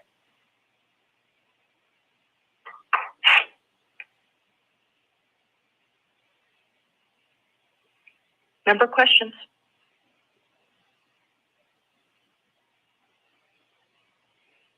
All right, Paul, would you like to go on to real return? Yes, I would. Thank you, Madam Chair. Paul Chapman. The real return picture is not as happy as the real estate picture is. We basically have 5 major components of this portfolio. Timber and agriculture have been very, very weak performers over recent history. Strong performers if you go back maybe 5 years, but the recent history has been very difficult. Timber got hammered post GFC and really hasn't recovered yet. Energy has been very volatile for us. As the council knows, we've got a MLP portfolio that's been quite volatile, although it's now volatile on the upside right now. It's had about a 35% recovery since the end of Q3, so we're happy about that. So the one shining star in our portfolio is really our infrastructure investments, and that's why when we were talking about the Macquarie Infrastructure Partners investment earlier today, it's I mentioned that's where we really expect to put all our time in future investments, that and renewable energy investments in the near future here. So with those comments, Seth, why don't you take it and cover the real return market? Sure, sounds good. Thanks, Paul. So again, I'll focus on performance for the majority of my comments. On slide 5 or 366 of Diligent, we show both the real return and the real asset performance. So just to take a step back, you may recall we talked at length about the negative MLP performance in March, and now we can talk about the bounce back here, consistent with the broader equity markets as of June. So in the first quarter, this real return benchmark or the real return portfolio, as a reminder, includes both MLPs as well as infrastructure, timber, agriculture, and energy investments. So in the first quarter, MLPs alone generated a negative 50% return. And then in the second quarter, bounced back to a positive 33%.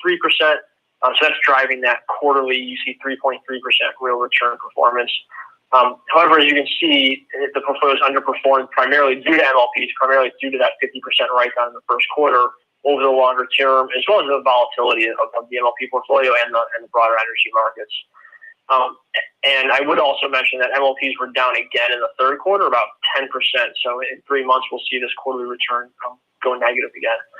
But just to focus a little bit more on the real assets portfolio, which is where the majority of the value in this portfolio is. If you go back just one slide to 365, you see about 85.5% of the portfolio is in real assets. So that again, that's infrastructure, energy, timber, and agriculture. Those are also the sectors that Townsend is primarily focused on, as well as your other consultants when energy becomes involved. So if we move ahead just to slide 7, here the summary here is that really our allocation as of 2Q is 7.4% versus a 9.6% target, as Paul mentioned. This decreased from 8.7% allocation in the first quarter, really due to the denominator effect. So with equities rebounded, the allocation here to real assets decreased. Our value in our real assets portfolio did actually increase by about $50 million. But then looking at performance, and here on slide 9 or slide 370, we look at the annualized performance versus the CPI index. So discussed in prior meetings, both and even earlier today, both your staff and RBK are in the process of evaluating alternative indices or benchmarks, given the lack of true valuation change in the CPI compared to our portfolio. But at this time, you see the underperformance here. When we look at what drove this underperformance, and this is more on slide 10 or 371, Infrastructure and timber were positive contributors to performance individually. And then agriculture and primarily energy was the largest detractor. So to that point, we've included performance summaries on some of the specific funds to highlight what happened in a more detailed or granular level. And that's on slides 12 and 13 of the presentation. In general, the sharp drop in crude oil prices in the first quarter resulted in substantial reduction in 2020 cash flows in the energy sector, as well as the valuation of a number of their reserves. Both revenue and EBITDA were below budget due to delayed refinery restarts. In some cases, these were offset by some cost savings and higher short-term lease rates, but the drastic drop in commodity prices and really demand remained the primary drivers of negative energy returns. Throughout the first and second quarter, energy producers have really reduced their production levels. If you think about drilling wells, several wells were just turned off or shut down, and companies really decided to just stop drilling altogether until it was worth it to their portfolios based on oil price recovery. Given the uptick in oil prices, some have decided to start drilling again and have offset some of the losses through cost reductions. But in many cases, these are sort of evaluated on a day-to-day basis, and we'll see how that goes. In the other sectors, the infrastructure and timber, obviously, like I said, those two have been positive. Timber is really relatively flat. If you look at the individual performance of each investment, they're held at or right near cost basis. So the whole portfolio in the timber sector is at a 1.1 multiple on current valuation, whereas agriculture, slightly negative performance, but is at a 0.8 multiple. So a little bit of a loss in agriculture and a little bit of a gain in timber. Infrastructure has really been driving our performance, as Paul mentioned. These are the funds that we've talked about with Macquarie today and others that have really benefited from the non-correlated investments that they've made, and also really due to the long-term stability of some of these platforms. You think about Macquarie being on Fund 5, Brookfield, and others that are long-term investors and have been in this sector. The last point I'll make in the infrastructure portfolio is we are looking to further diversify that. We made the commitment to IPI, which is called Iron Point Partners, and a joint venture with Iconic, and that was a dedicated data center fund. So again, a sector that has exhibited true, growth during this environment or this time period, but also long-term positive results. I'll stop here. Happy to answer any questions on the real assets, real return portfolio.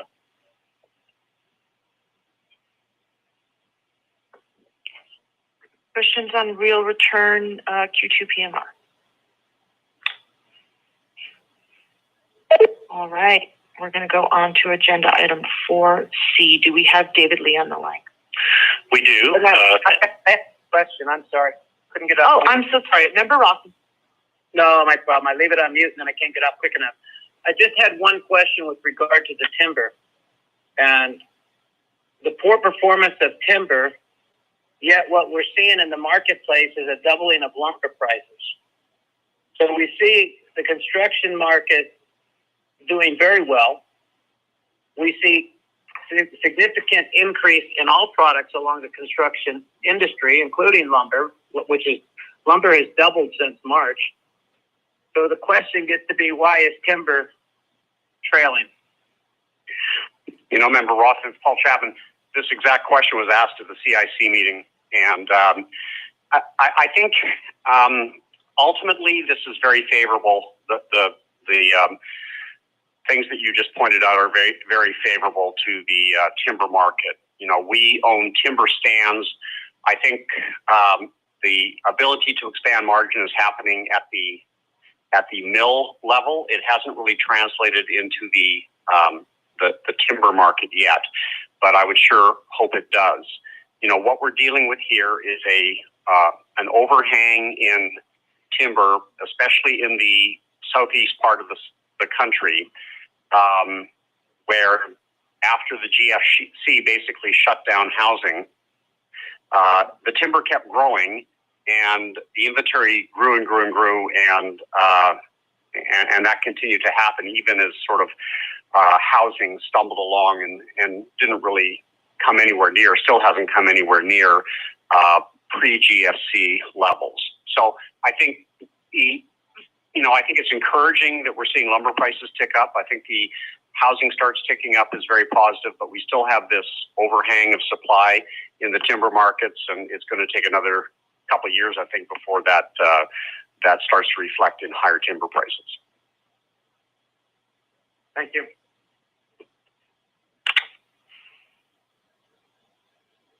Okay. Are we ready to move on? David? Thank you, Madam Chair. This is David Lee, Private Equity Director. Chris Cassidy and I are part of the private equity staff. We're available to answer questions after these performance reports, and also Richard Pugmire of Mercer, who will go briefly through these performance reports, starting with the national program that starts on Diligent, page 402, although I think he'll start on 405. Go ahead, Richard. Richard Mercer. I'll start on page 405. Just a short summary. You may recall when we reported March 31st performance, there was a sizable loss of about $212 million in the portfolio. As of June 30th, we see much of a reversal in that loss, not where we were at the year end, but a $196 million gain. Many of the private equity managers worked at portfolio companies and resume operations, and we saw a nice recovery in the June 30th performance. The overall return is 11.1% net IRR and a 1.5 times net multiple. If you look at the industry, technology has really been was a performance this year. On the strategy side, have been strong drivers there. The graph at the bottom shows the rolling 10-year. It's still slightly lower to the year-end 2019 number at 11.5%. We are seeing good performance in the funds post-2011 vintage years, where the inception returns about 15%. So they're being additive to the overall performance. And if you look at the total, you'll see that the overall success of the program with $4.9 billion contributed, $4.6 billion has been distributed back. We actually saw distributions coming back in Q3 and also the first part of Q4, which is great. It's a lot faster than the global financial crisis. And then there's the value of $2.6 billion, which equates to a gain of about $2.6 billion. I'm going to skip ahead to page 408. Just talk briefly about benchmarking. Benchmarking for the recent years has been strong. Look at the years that have the value, which is 2014 and 2015, the median or top quartile. I don't know if the quality of David's, or I'm sorry, this is not David, is it Richard? Yes. Yeah, your audio quality is not great. I don't know if it's that way for everyone. You move. Yes, it is for Tim. Yeah, take it bad here. Take it off speaker and speak directly into the phone, please. Oh, I am speaking directly into the phone. It's just. Hey, that's better somehow. I'll keep going. So I'm on page 408 with the benchmarking performance by vintage year. And looking at the 2 years that have large commitments in the most value, 2014 and 2016, you'll see pretty strong performance there, 19% and 14% net IRRs. And, a lot of that is benefiting from technology exposure. There has been some energy exposure that's been a drag in the portfolio, but the challenge is that it had a huge impact in Q1, but not much recovery in Q2, whereas we saw recovery in a lot of the other parts of the portfolio. Another consideration for the recent vintage years is there's no venture capital funds, which has been a driver in moving the quartile cutoffs up. But we started investing in committing into venture capital, with smaller commitments. That was always the challenge in the past, is getting a sizable commitment. So hopefully we'll be able to grow that over time.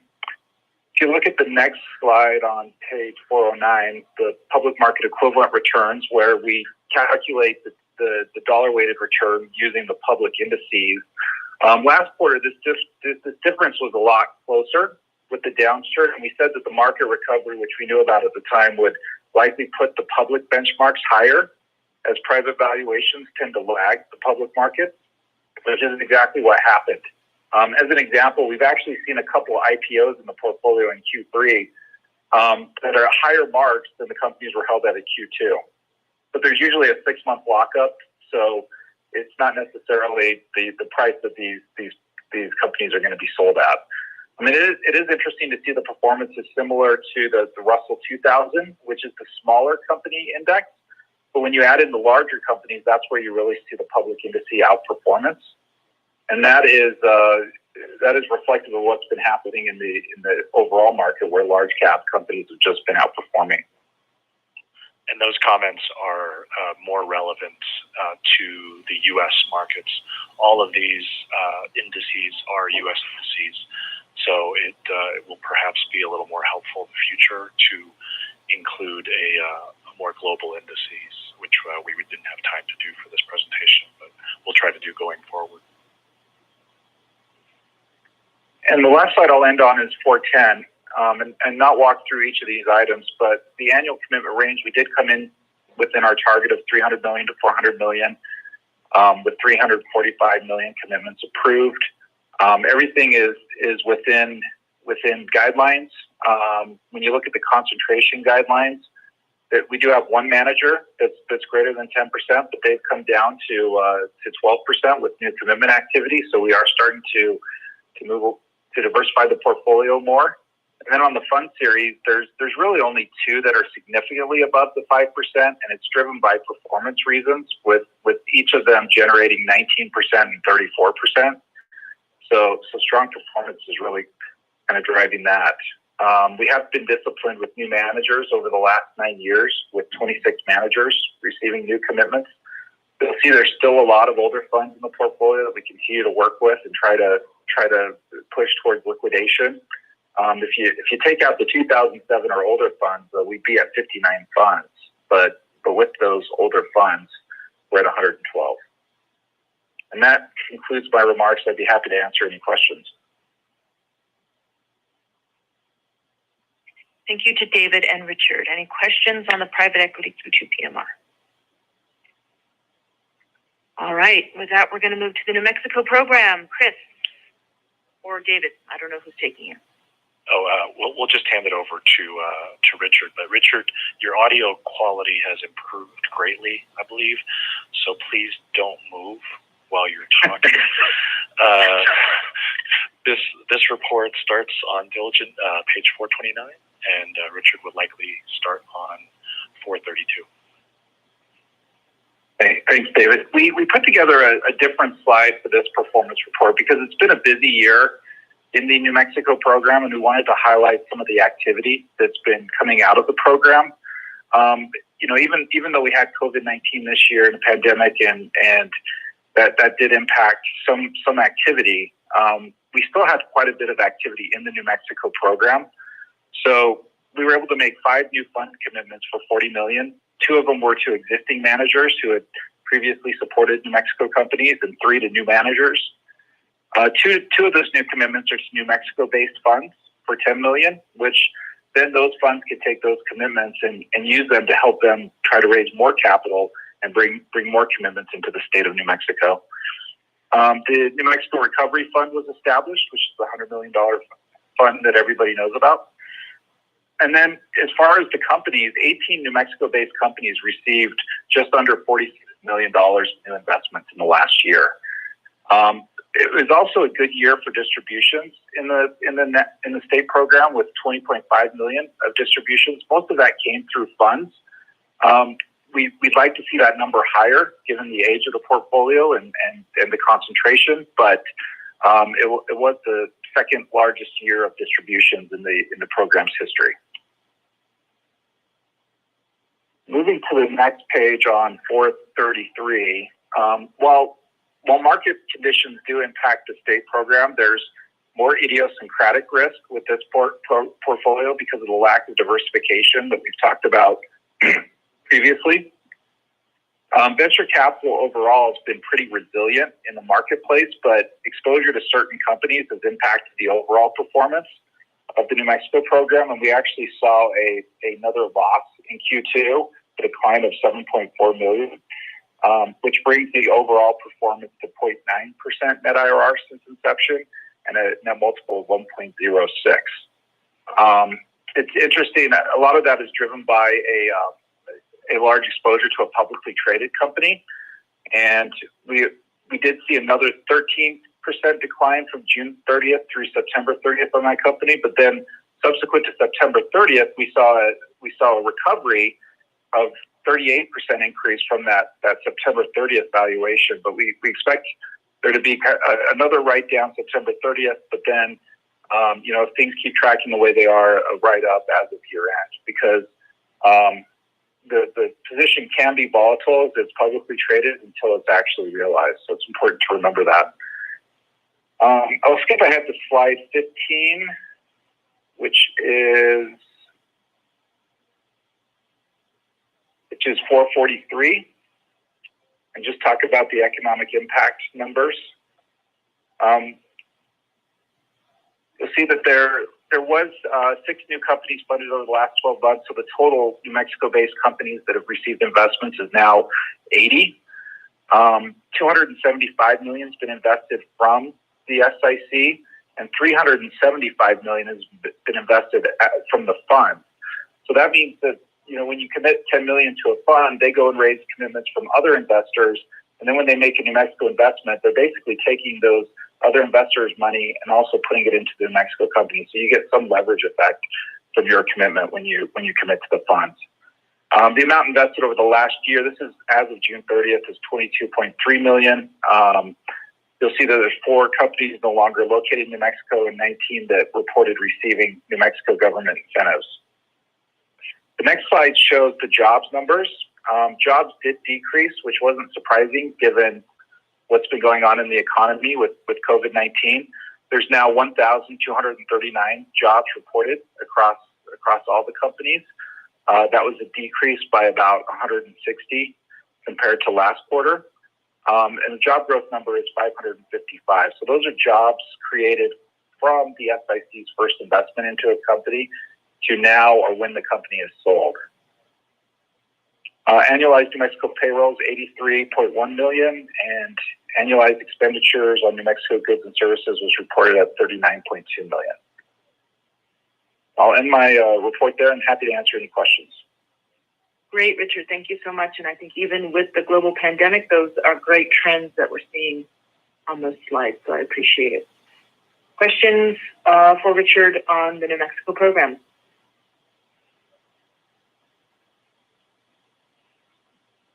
All right. We appreciate that, folks. Thank you so much for those reports. We're going to go on to agenda item 5A. I'll turn it over to Audit Committee Chair Frank.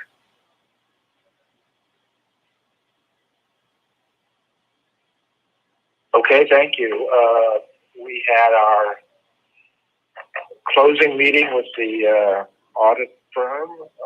We completed the audit of the SIC as of June 30. There is really nothing to report because the report from the auditors was excellent, clean, no commentary, no exceptions. And as we have had for a number of years under the leadership of Brent, we have excellent relationships with the auditors and excellent results. Brent, can you tell us when the financial statements will be made available to the council? Sure, Peter, I'm happy to do that. Madam Chair, we got the report submitted by Moss Adams to the Office of the State Auditor. I think it was last Friday. It was actually a few days early. It's not due until, I think, the end of business tomorrow, but it was submitted. After it's submitted, it's also submitted to the Department of Finance and Administration. Both of them look at the report kind of in conjunction with one another and make communications between each of those entities should questions arise.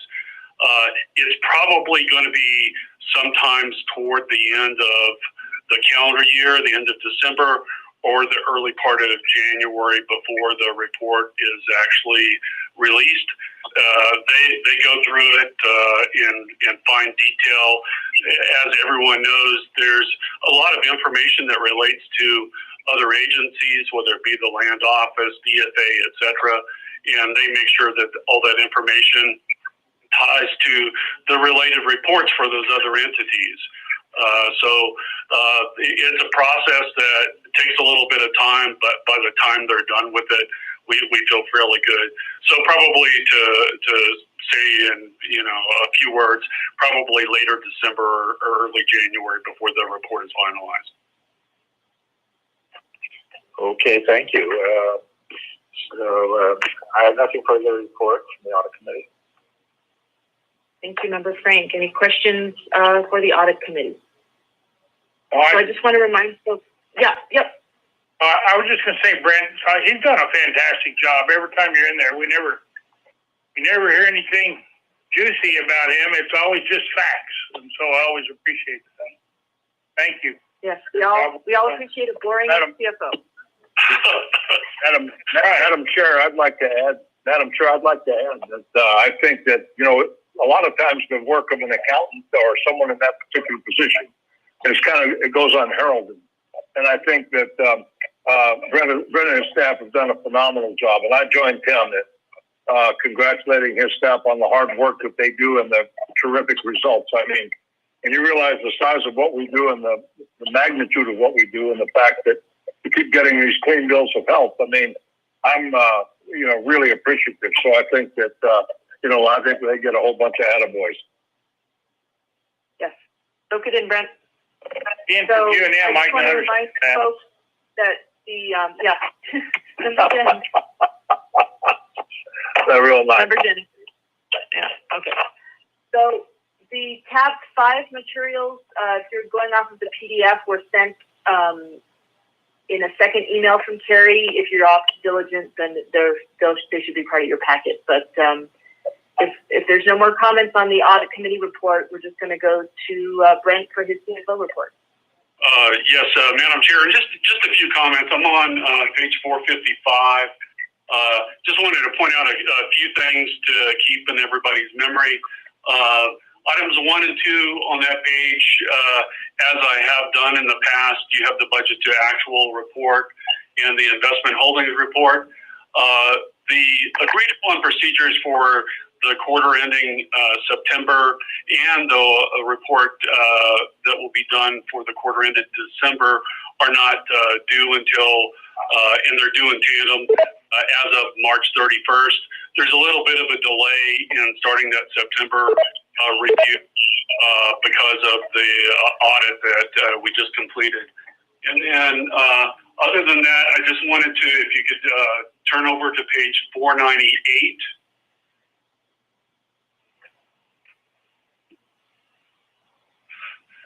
There's always a couple of, and this is the last page of the investment holdings report. There's always a couple things I'd like to emphasize. Just the first 3 bullets, if I may. The monthly contribution from the state land office was a little bit over $63 million, and it was an increase of $7.8 million over September. I continue to be, and I think the land commissioner pointed this out, production continues to be strong, and there has been declines in the past, but it seems like these distributions from the state land office are increasing a bit, and I'm very positive about that and hope that continues. And then on the second bullet, the tax stabilization reserve fund, this was a true up by the Department of Finance and Administration as of the end of the fiscal year for $12.8 million. I really wasn't expecting this in this emergency school tax. It reached like a 5-year max, and we got several distributions to our agency over the course of the last several months. I would not be expecting this to reoccur in future years, but we'll wait and see how the numbers actually pan out. And then in association with the completion of the audit, we did get notified that there was some money coming our way as it relates to that rural libraries endowment fund. And if you remember correctly, there was $1 million that was the original contribution for that fund. We got an additional $2 million.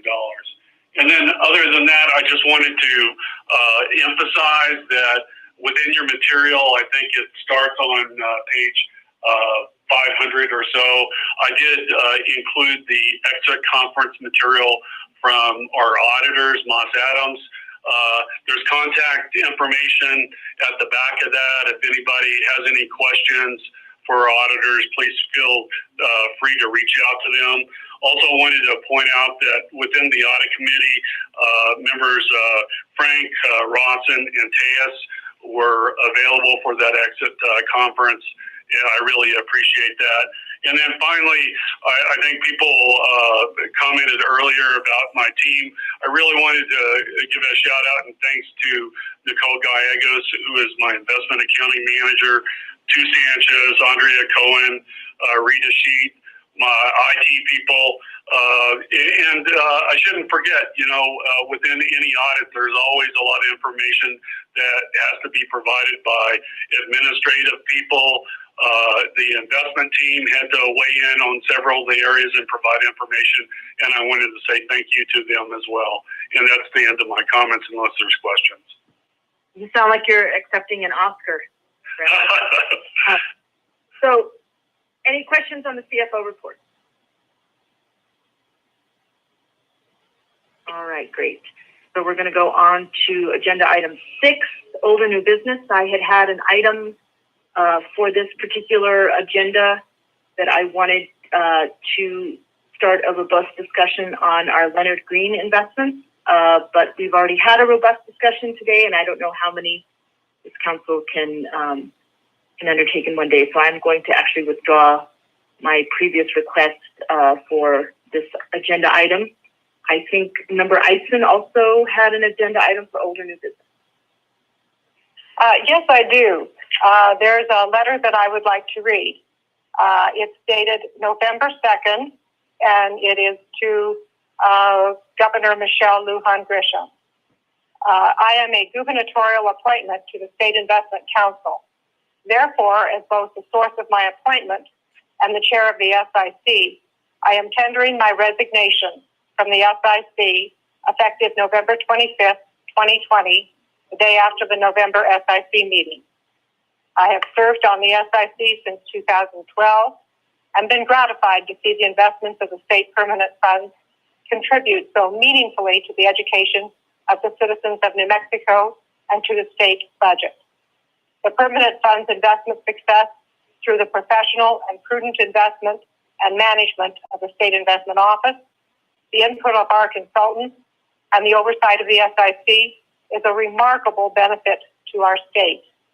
However, due to recent legislative actions and growing concerns about increasing conflicts of interest that have arisen in the investment process, I find too many obstacles to meeting my fiduciary duty to the permanent funds. I know the time and effort that all SIC members put into their service and thank them for it. I appreciate the opportunity to have worked with you as our chair. I thank our State Investment Office and our consultants for their professional and successful investment guidance and implementation, and thank you for my opportunity to have served. If anybody has requests any further explanation, you can email me at the email address that Carrie sends our SIC materials to. Wow. Linda, this is Steve. I want to... And actually, Steve, I think that members probably want to respond, and so please have that. Yeah. Mm-hmm. So Linda had requested to be added to the agenda on this item, and I have to confess that I had no idea that she was going to announce her resignation. And I just want to say that, although I've only served with you for 2 years now, I really appreciate your masterful chairmanship of the CIC and your understanding of all of the materials and your expertise, and you will be missed on this council. Do we have members that would like to weigh in?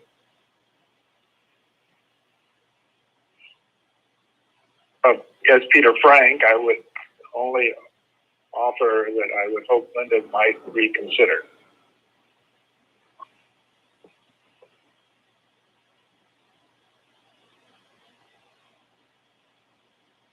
Madam Chair, this is Tim, and I have not been at an SIC meeting that member Eisen hasn't been a member, and we don't always vote alike, but I'm sure gonna miss you, Linda. I think you brought a lot to the table. Thank you for your service.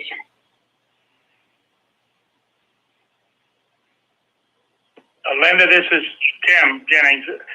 You know, we hadn't always been on the same side, but you certainly have done an awful lot of work, and I certainly appreciate it. You certainly know a lot more about this stuff than I ever dreamed about knowing, but I certainly appreciate all your time and dedication to it. I've never seen anything that you've ever done that would ever even make me even remotely believe there's a conflict of interest anywhere that you didn't disclose if you thought there might have been one. I think you've done a fantastic job. Thank you.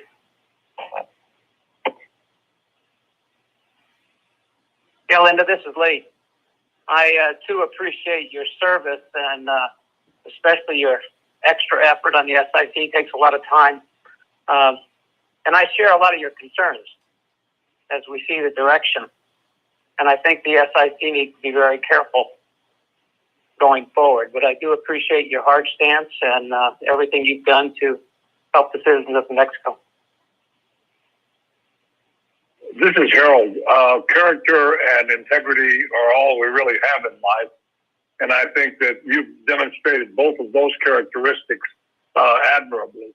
And I think that I had no idea about this, obviously, either. And I'm sorry that you're making this choice now. But I can only wish you the best and appreciate everything you've done.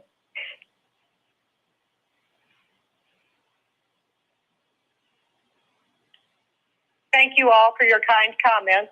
I have really appreciated working with you and wish you. I think the staff would like to make comments as well, Linda. Commissioner, thank you. This is Steve. Linda, you know how much I have valued the hard work that you have put into guiding our Council Investment Committee. The thought that you have devoted to so many aspects of what we do. And on behalf of our staff, I want to tell you that we admire you. We appreciate you, your background as an attorney, as an investment professional, and your commitment to the state of New Mexico are deeply appreciated. Thank you, Linda.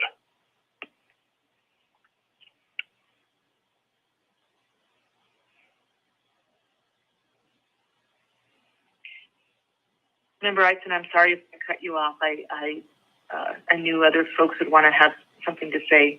Were you finished?